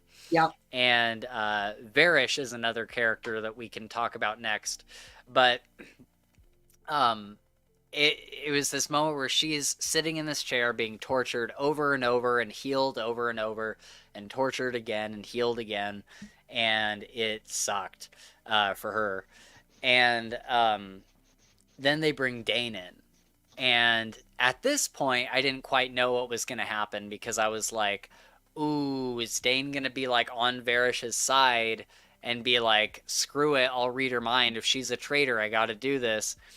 And he does, and she like shows him all this stuff. And I really liked like some of, I just love these like really quick reversals in fantasy books where he's like, he like brings out his dagger and he like picks up on the wrong part of it. He's like, you're telling me you sold information to this other group or whatever? And she's like, that's the part, or sold weapons, that's what it was. And she's like, that's the part you're picking up on? Like, really? You're not seeing, they're hiding venom from everybody and you're gonna complain about the weapons we're selling? And I really loved that moment because it was like, oh yeah, this is who I know Dane to be, is like this guy that is like a stickler for following the rules, and he doesn't care about the venom they're not telling you about. He cares about the weapons that you're selling illegally. I thought that was actually really, really well done. Me too. And then at the last moment, he like takes his dagger, and then like within like a blink of an eye, he has the dagger in Varish's side, and he's like carving him up. And that's what kind of kicks off this whole thing. They run to the door and Xaden's there and he's fighting Varish and like all this chaos is going on. They're running out of the hallway.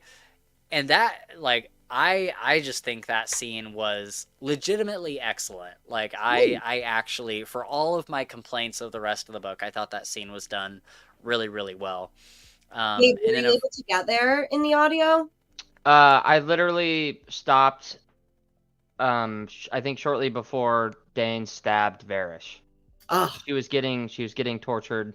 Yeah. She had drank the cup. Yeah, whatever the poison it was. Or I see Spencer's got a note up here. Why the fuck does she keep drinking things people give her? Dude, yes. Oh my god. Okay, I gotta talk about the next part before that. But real quick, they go out the door and then they see Violet's mom, and she's got like the sword at them, and she's like, who did you kill? And Xaden's like, everyone. And she's like, good. And she puts the sword down, and it was like, let's go. Like cool. I did not see the mom like secretly being on their side. That was such a good reveal. I didn't see it coming. It's one of the like very few things that I legitimately like really, really enjoyed. And so yeah, I just wanted to say that because I want to give the book props where it's due. Yeah. And I thought that was a really, really, really good plot twist because there was nothing that set it up. Like there was nothing that would make you think that she was like secretly on their side. Mm-hmm. But yeah, why does Violet keep drinking things that people give her? She almost does it twice. She does it the first time. They're like, here's some water. And she's like, okay. And she just like drinks it. And then they all get like disconnected from their dragons. They can't communicate with them. And where is this note at? Do you see where it is, Gabe? Yeah, I highlighted it. Where's the note? It's should be highlighted. Okay. Yeah. And so then she goes in the second time for this whole thing, and I don't think she drinks it that time, but there is a weird scene in that the second time they go in for all of this, like, I don't even know what you would call it, like torture or whatever, where they get handed crackers and they get handed water. And they're like eating the crackers, and it's like, why the fuck are you eating the saltines or whatever they're giving you, or the bread or whatever it was? And then they also give them water. Nobody's drank the water yet, but she like smells it and she's like, hey, this smells like the other water that they gave us that like disconnected us from our dragons. And everyone's like, what? They would do that to us again? Like, yes, it's the same exercise that you went through. It's the same group of people that did this to you before. Why would you think the water would be any different this time? Yeah. And they don't drink it, but I was so shocked that they were like, wait, what? They're doing that again? Yeah. It's like, yes, of course. And even when the guy comes in, he's like, they're like, we didn't drink the water. He's like, hey, good for you. You learned from the first time. And so they know it's confirmed that the water is, you know, what it was before. So then she's at like a party later on, and she's just like drinking stuff at the party, and like Nolan hands her a drink and she just like drinks it. And it's like, at this point, why are you drinking anything from anyone? Like, what I wrote here is drunk women at bars on Friday nights have more fucking common sense than this dumb chick. Like, if you're at a bar, and especially if you're a lady, unfortunately, like, you do not want to drink something that's just been sitting around because you have no idea what's in it, right? Anything unopened that is anything that you haven't opened. Yeah. And so it's just like, why? Even without the context of the first two like attempts to like make her drink this water, just in the battle college in general, it's probably not a good idea to drink anything that you haven't opened. I would say for you, for once, you're being too kind. Where fool me once, shame on you. Fool me any more than once, shame on me. Like, I was baffled. Like, what? There were a lot of those moments through this book where I'm like, bitch, did you not learn anything from like 50 years ago? What the fuck? Right? Oh my god, it was infuriating. Like, I always say, like, I catch way more things, obviously, on a reread than I initially do on a first read. But in this book, I was like, hello? A blind person would have caught these things. Oh my god. Yeah, I don't get it. That is nothing against anyone who is blind. I am so sorry for you. I am just saying, in this instance, she had warnings. Yes. She had warned. She had failed previous tests. And you're in a place where if you fall off a parapet, you die. So you either need to get it beforehand, or you're lucky to survive the first failure. And it made no sense. It made no sense. And again, another thing, how do we have this like fragile protagonist who then later can do all of these amazing things? Dude. Don't give me a plot line where like they have a physical, I don't know if I should say disability, but like impairment. Sure. Where you can only go so far in your abilities. Yeah. And now suddenly those impairments are just not a problem. Then why were they presented to us as if like, no guys, like this is their limit? Yeah. And it's especially infuriating because it's like the plot, like her impairment only comes up when it's convenient for the plot. Yes. And I was watching a video, it was either earlier today or it was last night, where this lady was talking about she has like a sister with EDS or whatever it's called. I think it's EDS. And she was saying it affects your joints and the way, forgive me if I'm misremembering this, but I think it's the way that your muscles like connect together, like the tendons and stuff.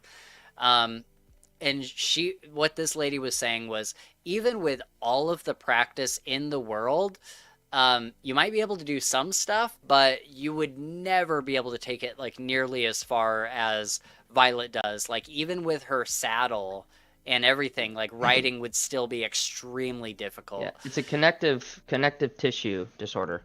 Yeah. It affects all your connective tissues.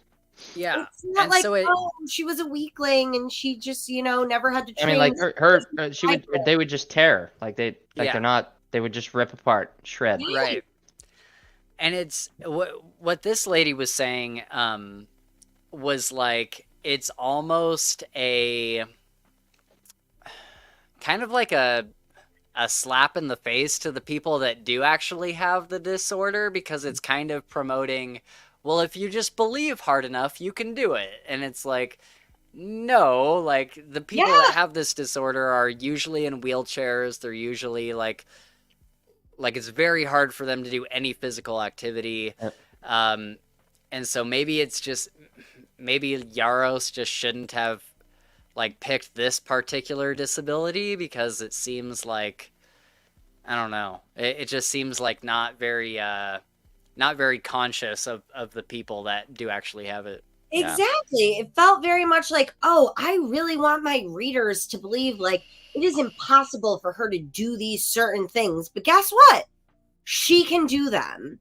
And it's a slap in the face to people who have actual limitations based off of conditions that they may have that you led us to believe Violet had. And that just annoyed the shit out of me. Right. That makes it seem like you're saying to people with any sort of condition, like, well, you're not trying hard enough. If you just tried hard enough, you'd be okay. Yeah. Yeah. Yeah. Yeah. Yeah. That annoyed me. Super annoying. Super annoying.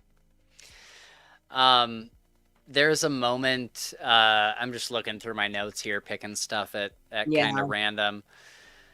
I loved this quote. I think it was Rhiannon, and it was when Violet is like telling her about, she's like, I'm just gonna tell you everything, and she like starts telling her stuff, and Rhiannon's like totally on board, and Violet's like, I thought that you would be like, why are you telling me this? This is gonna get me in trouble. And Rhiannon says, you shared your boot with me at Parapet so I wouldn't fall off. How could you think I wouldn't want to share this burden with you now? And I'm like, I'm sorry, but I think giving someone your shoe on the first day of class is a lot different than trusting them with the knowledge of an entire rebellion that could get everyone killed. I just think the two things are a little different. I'm sorry. I feel like she was like pulling a Violet. You know what I mean? Oh my god. I was just like, what are you talking about, lady? But we touched on it a little bit earlier, when there was quite a few scenes in this book that was like, my note here is, why is Taryn always so far away? Yeah. No, why? Like, literally 4 or 5 times in this book, she calls out to Taryn through her mind link, and he's like, I'm 10 minutes out. And it's always like, it's not like at random like times where she's like ambushed. Like the first time where she was falling off the college, I understood it because she's just going to classes and doing her own thing, and Taryn's probably out, fucking Segale or whatever the dragons do.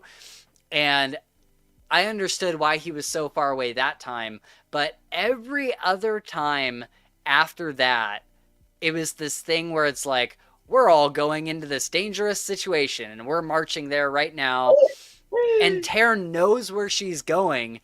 Why is he not like right outside that? Like, why is he not like 2 minutes away? Why is he always like 15 plus minutes away? It literally like made me laugh by the end, like out loud laugh every time that would come up, because I was like, this has literally happened like 4 or 5 times where she's been like, Taryn, I need you, and he's like, I'm 10 minutes away. It's like, what? What? I was just, oh man, I just didn't get it. I was just like, what the fuck is going on with Taryn? And in addition to that is, if he can tell where she is at all times, wouldn't he have known where she was? Because she didn't drink that lemonade until she was already in the Wouldn't he know? chamber. Right. Yeah. So why was she there for 5 days? Oh my god, I know. Yeah. He wasn't 5 days away. Right. Yeah, that's infuriating. Do you even remember what he said to her after she got out of there? Was he like, I couldn't find you or something? Or do you remember what the conversation was? I don't. Yeah. I don't know. It's just it's so ridiculous. I was just like, I don't understand why he's always like way out of range. Yes. Because it's convenient to the storyline. It's convenient. It's convenient. Okay, so let's see. What else do I have here? I did like, as far as Taryn goes, I did like when he made Varish apologize on his knees. That was pretty funny. That was one of my favorite parts of the book, hands down. That was great. That was great. What did we think of Varish? Was he a good villain? Yeah. I hated him. He was a villain. Like, I hated him and the shit he did with her, like trying to burn her out and whatnot. He didn't let him see Andarna. And he was one of the few villains that I was like, oh, I hate this motherfucker. Like, Right. So I thought that was one of the good things she did in this book. I thought he was an acceptable villain. Yeah, I thought he was pretty good. I did expect him to be part of the Velen or whatever. And the Venom, yeah. And I was kind of surprised that he was just an asshole. Like, he didn't really have anything to do with them as far as I could tell. Yeah. As far as cringy quotes go, I have this one from Violet. There's a few of them. Like, there's one where Xaden tells her, he's like, remember, your body is frail, but you aren't. And I was just like, dear God. Okay. All right. Okay. And just like any time where she's like talking about like how insanely like deeply in love she is with him, I always found myself just being like, okay, but why? Like, what got you here? I don't get it. Yeah, like, why? I just don't understand. Like, obviously it's like the insta-love trope, but like at the same time, it's just like I just wish there was more to go on other than he's super hot and he makes me come every time he fucks me. Like, no, and I get that. And I as someone who has read the A Court of Thorns and Roses series, which I'm sure like most men would just like bash on and whatnot, I do think Sarah J. Maas fully vetted out the storyline for when it came to the love stories of, you know, this person may have been your villain rival in the beginning, and like it is a very clear progression where it gets to this like love story, you know, and it feels better than this. It's to me like the standard, like it's the standard. And so reading this, I was like, what, she looked at him and she was like, this is the first time I've ever been horny in my life and I can't look at it. Right. Like it. Yeah. That's how it felt. And to me, it was just like, I don't understand it, but okay, go off. Like, you do you. Yeah. That's fine. But no, I struggled with their love story because I didn't mind Xaden as much, but it was Violet. It was Violet that was just like, grow the fuck up. Grow up. Yeah.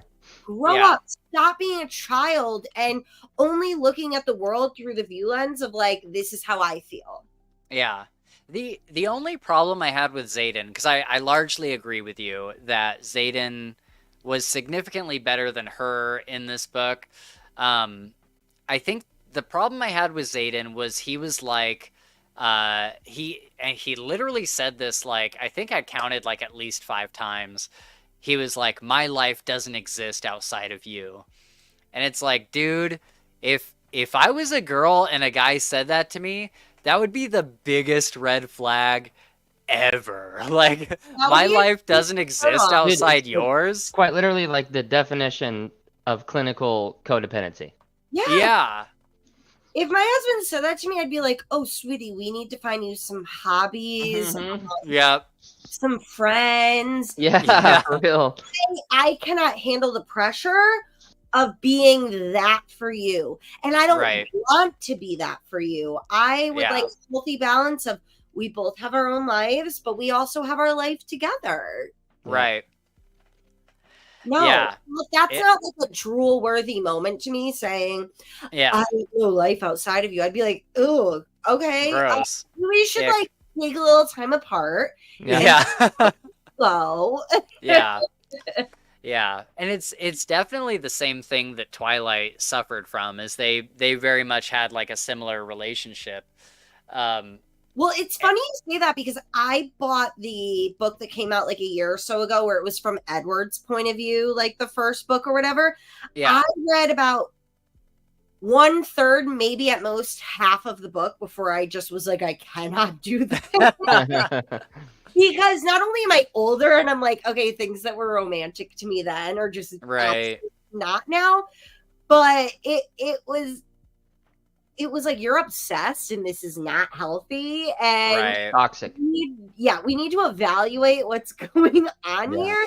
And I think that's a big thing between, we're all kind of at that age where until recently I feel like we could have read a young adult and been like, okay, I can do this. But I feel like we're all approaching an age where it's like, I don't know that I can do any young adult bullshit anymore because I can't get to it. I can't. Yeah.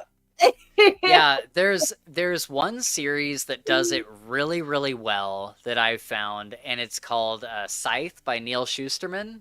I don't know if you've read these, but I don't love them. Okay, yeah, I would highly recommend them because they don't they're do really the good. whole like, my life doesn't exist outside of yours. There's definitely a romance, and they will go like super far for each other. Like, they will be like, I will cross like a lot of boundaries to like keep you safe and stuff. But at the same time, they also have this perspective where they're like, I also have other shit to do. Like, I also have my own shit going on. Yeah. And so I've always really, really liked the romance in that book. Because it really doesn't come to a head until the end of the second book. And then even in the third book, they're like separated for most of it, and they're both kind of doing their own thing. Like, they like secretly like meet up and stuff, and they admit to each other like let's enjoy this night together or whatever, and I will work on stuff on my end to keep you safe while you do the same on your end. But also, like, you have your like main story quest to do, I have my main story quest to do, and that's okay. Yeah. And so I always highly, highly recommend those books. But yeah, this was just like, I just didn't get the romance. Like, and I think, you brought up a good point, is we're getting to an age where it's only recently for us that we've gotten to a point where we don't feel that way anymore. Because I think like probably like 4 years ago or 5 years ago, I would have been the person that's like, love is everything, and like, I want someone to be my soulmate who's like 100% ride or die. And now I'm just like, I literally do not feel that at all. It's so weird how that's changed just in the past few years, just like growing up and being a person. I never thought I would be that way, but now I'm totally like, I'm like almost the exact opposite of what I used to be. I think of it as like when I first started my like book Instagram and whatnot, there were books that I got really into and I loved, and now I'm like, I do not even want to reread them because I know I will hate them. Yeah. It was really just a in the time of the moment type of thing, and now it's just like, I can't relate to this at all. I can't even pretend to anymore. It ruins the memory for me. I am good. Yeah, for sure. Yeah, it's just, And it becomes cringy. Like, it's weird, you know, how the older you get, you look at it and you're just like, dear God, like, and it's, Yeah. yeah, and it's just, I don't know. It's just a weird change in life that happens, and I wonder, you know, even now, like I look at like very old couples, like people in their 60s, and I'm like, why do you treat each other like that? And but I'm sure I'll understand when I get to 60. So We talk about the reveal at the end to kind of like wrap it up. yeah, Know? let's wrap it up. So yeah, let's are you talking about like the Zayden chapter? Yeah, Like the I'd love to hear your thoughts, Spencer, on the big reveal at the end. Right? Well, it's the penultimate chapter because you find out from Violet's point of view, and then you get right. Zayden's. Yeah, so this is interesting. So he's like keeping his eyes away from her after the big battle, and when he finally looks up at her, she like keeps like poking him and prodding him. And when he finally looks up at her, he's got like a red ring in his eye, meaning that he's, I don't know, a dark wielder or a villain. I don't know what the difference is. He's a Venom. Venom, yeah. Which is why when he said earlier, it reminded me of the magicians, where when you use too much power, you become this other thing. And that's how I felt it was very similar to that, in that, like, oh shit, he might have saved you guys in a way, but he also like sacrificed himself. So did you, I guess my question would then be, because we go straight from that reveal into his epilogue chapter, and it's showing, what it does is it shows him fighting this sage, and he is quickly like losing the battle. Like he is on his hands and knees, he's pinned down, he's like trying to use his shadows, but it's not doing anything to the sage. And the sage keeps telling him, and you know, the sage is like this Venom, like high wizard, like very powerful guy. And so he keeps telling Zayden, just turn over to this side, just like come over, like turn into a Venom. And I think that's what made me not understand. I'm like, isn't this something that has to happen to you? But apparently you can just become a Venom. And so I didn't understand. So or I wonder if it's like in the Dresden Files, the red quartz, like Susan, right? She's infected with it, but it doesn't take hold until she like drinks Heart's blood, right? So I wonder if it's something similar like that, where like he's got it in him, but he has to do something to make the choice to fully change over, but he obviously doesn't want to. Yeah, what was your take on it, Sam? Because my only take from it, I was like, okay, he's a Venom now. Obviously, just like knowing this type of series, like he's probably not going to go full dark side. They're going to find a way around it or a way to use it or something. I think that's pretty clear. But I would say my analogy would be to you, Spencer, specifically, would be where Stefan is a Ripper. He's a Ripper. Okay. Oh, okay. Yeah. But if he uses his tools and whatnot, he can be pretty normal. And so that's how I took it, was, okay, yeah, he's a Venom, but there are things you can do to combat the sickness. Okay. Yeah, that would make sense. I didn't really have any problem with the plot twist. I don't think I minded it at all. What I did mind was how the epilogue ended, because he goes down and sees Jack Darcy or Jack, whatever his name is. Do I have that right? Jack Barlow or whatever his name is? Yeah, Barlow. Yeah, Barlow. Yeah, so he goes down to see him in the prison cell, and the way the entire book ends is Barlow's like, oh, like, you got the power now, like, you came over to our side. And then literally the very last line in the book is Jack saying, guess we're brothers now. That's the last sentence in the book. Guess we're brothers now. And I'm like, what an odd way to end the book.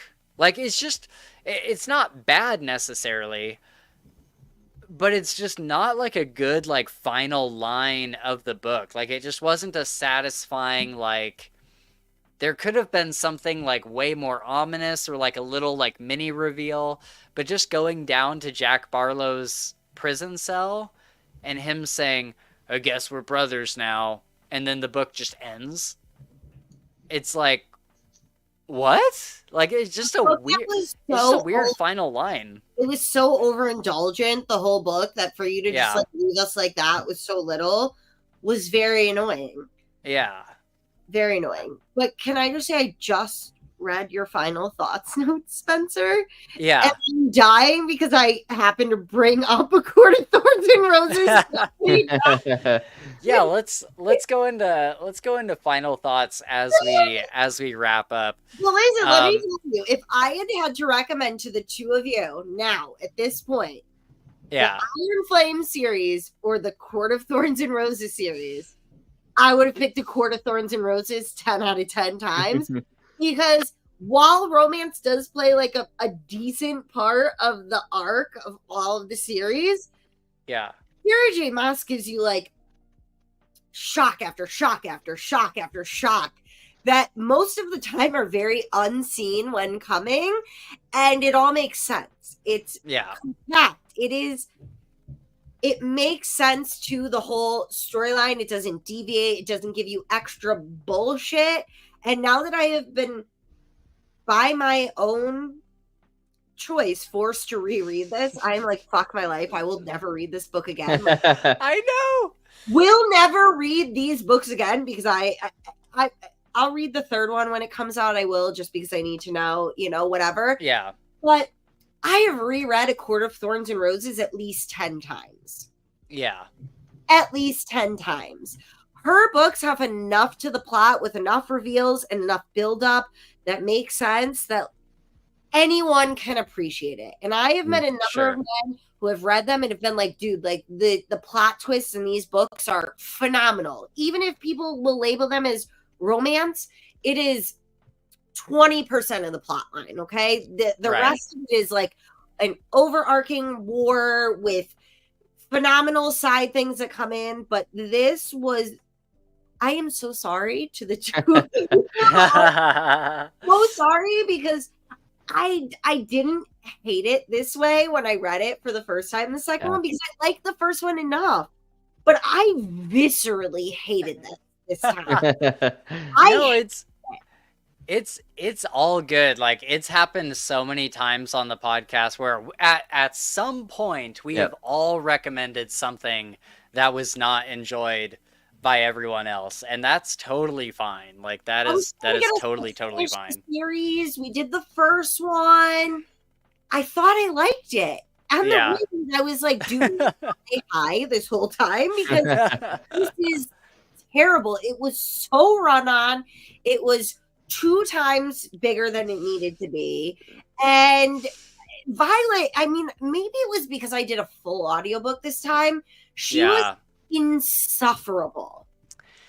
Yeah, and I think there's like particular, I think the audiobook is what did it for me too, because I was thinking the whole time I was listening to the book, I was like, I bet if I was reading this on paper, I would have like a completely different voice in my head for these characters. And the narrator just did not do it like any favors at all. And that's how I did it the first time I physically read it. Yeah. And then having to listen to it, and I had it to listen to the first time, but I didn't really do it. Yeah. I fucking hated it. Yeah. Her whiny, just woe is me attitude through the whole book. I was like, oh my God, she could not have picked a worse narrator. Like, I have never gone from being like, okay, to a character to being like, I hate you. And you're the main character. Yep. Oh, don't listen to it. Read it, guys. If you're gonna do it, just read it physically. Yeah, Do read it not physically. do it. Don't do it. Yeah, it was definitely rough. And my note that we're talking about down here is basically I said, I probably can't make it through the next book, like Onyx Rising or whatever it's called. But I will read Roses and The Court of Thorns and Roses. yeah, I will read that because I've heard from enough people that are not the typical audience for this thing that it is actually good. No, they're very, very good, and they might be the series that I've reread the most. Yeah. By 2. Good sign. If I'm in a slump and I need something to pull me out of my book reading slump, I grab the second book in A Court of Thorns and Roses, and it just fucking invigorates me. Like, I'm not gonna give you any clues whatsoever. If we were ever gonna do a stream on it, I would say, like, let's schedule something like 3 months in advance so we can each read book 1 and 2 first. Okay. I think it would be a good idea to just do book 1. I think it would really be a good idea to do book 1 and 2. So, like, Well, give them time to get them done. But yeah, are they long books? Are they as long as Fourth Wing? I wouldn't say they're as long as Fourth Wing, but they are a series where, like, the further you get in the series, the longer they get. But Sure. Yeah. when yeah. I say I will die on this hill, that these books get better and better and better as they go along. And every time I do my reread, I start on book 2, because while you need book 1, after you've read book 1, it's such a like nothing burger to what you need eventually. You know what I mean? But you do need it initially. So Yeah. that's why we say, like, if we were ever going to do it, like, we would have to, I really think you would need to do book 1 and 2 in the same stream so that you could compare one to the other. I think it gives you so many things to talk about. But you know what? I'll say it. It's my favorite series ever. Yeah. It's my favorite series ever. And I read it during a time where I read Shadow and Bone and loved it and whatnot. And now I'm like, oh, it's too young for me. I have been reading these books for a decade. Yeah. Sarah J. Maas, regardless of what anyone says, this girl can write a fucking plot. She does not fuck around. She sticks to the plot line. And you will constantly be like, oh, but she gave you all of the clues to get there. Sweet. That's cool. Yeah, I would definitely give that a chance. Matter of fact, the guy that I was listening to this morning that I was talking about earlier, Carrie the Snail or whatever his name is, he was eviscerating Iron Flame, and at the end of the video, he said, he's like, this is a really, really, really bad example of a sequel book. He's like, but he's like, one that did it really, really well was A Court of Mist and Fury. And so I was like, oh, interesting, because he is clearly not the target demo. Yeah. And he just spent like 20 minutes like talking all this shit about Iron Flame, but he's saying that the second book or the sequel to Court of Thorns and Roses is really, really good. And so I was like, okay, all right, I'll check it out. Yeah. The plot twist in the second book, maybe it wouldn't hit with guys as hard as it would for me, but I fucking loved it. But in general, the romance is like 10% of the book. The rest is constant. This, that you didn't expect. Oh my God, here's something that came back from like this book that they're so good. And I never said any of this about Iron Flame. I was like, I liked it. Yeah, it's good. Yeah. I fucking love the Court of Thorns and Roses series. Awesome. Well, we'll check it out. Yeah, we should schedule it. My birthday's in January, so maybe we can do like a birthday Sam Court of Thorns and Roses. That would be cool. That's a great good idea. Okay. Great idea. Okay. When in January? January 21st, so the end of January. Okay. Yeah. Cool. Well, guys, I think wraps us up. We'll I'm not sure. I mean, for the people watching, I'm so far behind on videos and episodes that I need to upload that it doesn't really matter for you guys. I think the next one that'll go up is a Harry Potter Goblet of Fire episode. That's how far behind I am. and so that'll be the next one going up for you guys. But the three of us can talk backstage after we wrap this up as to what we want to record next. But I hope that everyone enjoyed their time on this live stream. It was good just to hang out and get drunk and chat with each other about this awful book. I think. It's fun to rip on a book every once in a while, though. You know, like it's fun to have a book that, like, no, we just want to tear this apart. Right, for sure. And I appreciate, even though you have been a fan of this series, I appreciate you looking at it and being like, no, this was. Yeah, I'm a very objective person, and I am more than willing to admit. At the time in my life when I first read it, I was like, yeah, this is okay. And now I'm like, no, this was not. Now that I've had time to reflect, like, no. Yeah. Would not recommend. 1 out of 10. But would recommend Vampire Diaries. Let's go. Absolutely. Absolutely. All right. Well, soldiers, today we celebrate a hard-fought victory. You have bravely endured the battle of Iron Flame, where dragons and toxic romance collided in a glorious mess. I commend your resilience as you navigated the cringe and baffling plot decisions. You faced challenges that would make even the strongest warrior weep, but here you stand, battle-tested and slightly confused. Remember, while we may have emerged from the pages battered by excessive angst and questionable choices, we also learned valuable lessons like how not to write a book and that love can be just as putrid as a dragon's breath. So, raise your mugs high. Here's to surviving the awkward, embracing the cringe, and knowing that the next time we'll pick a book with fewer swoons and of higher quality. Before you head to your celebrations for the night, please do check out the links down below to our socials and to our Patreon, where you can watch episodes live as we record them. It helps support our men and women on the front lines fighting cringe for all of us. Lastly, like and subscribe if you have not already. Thank you for your service, and we will see you in the next one.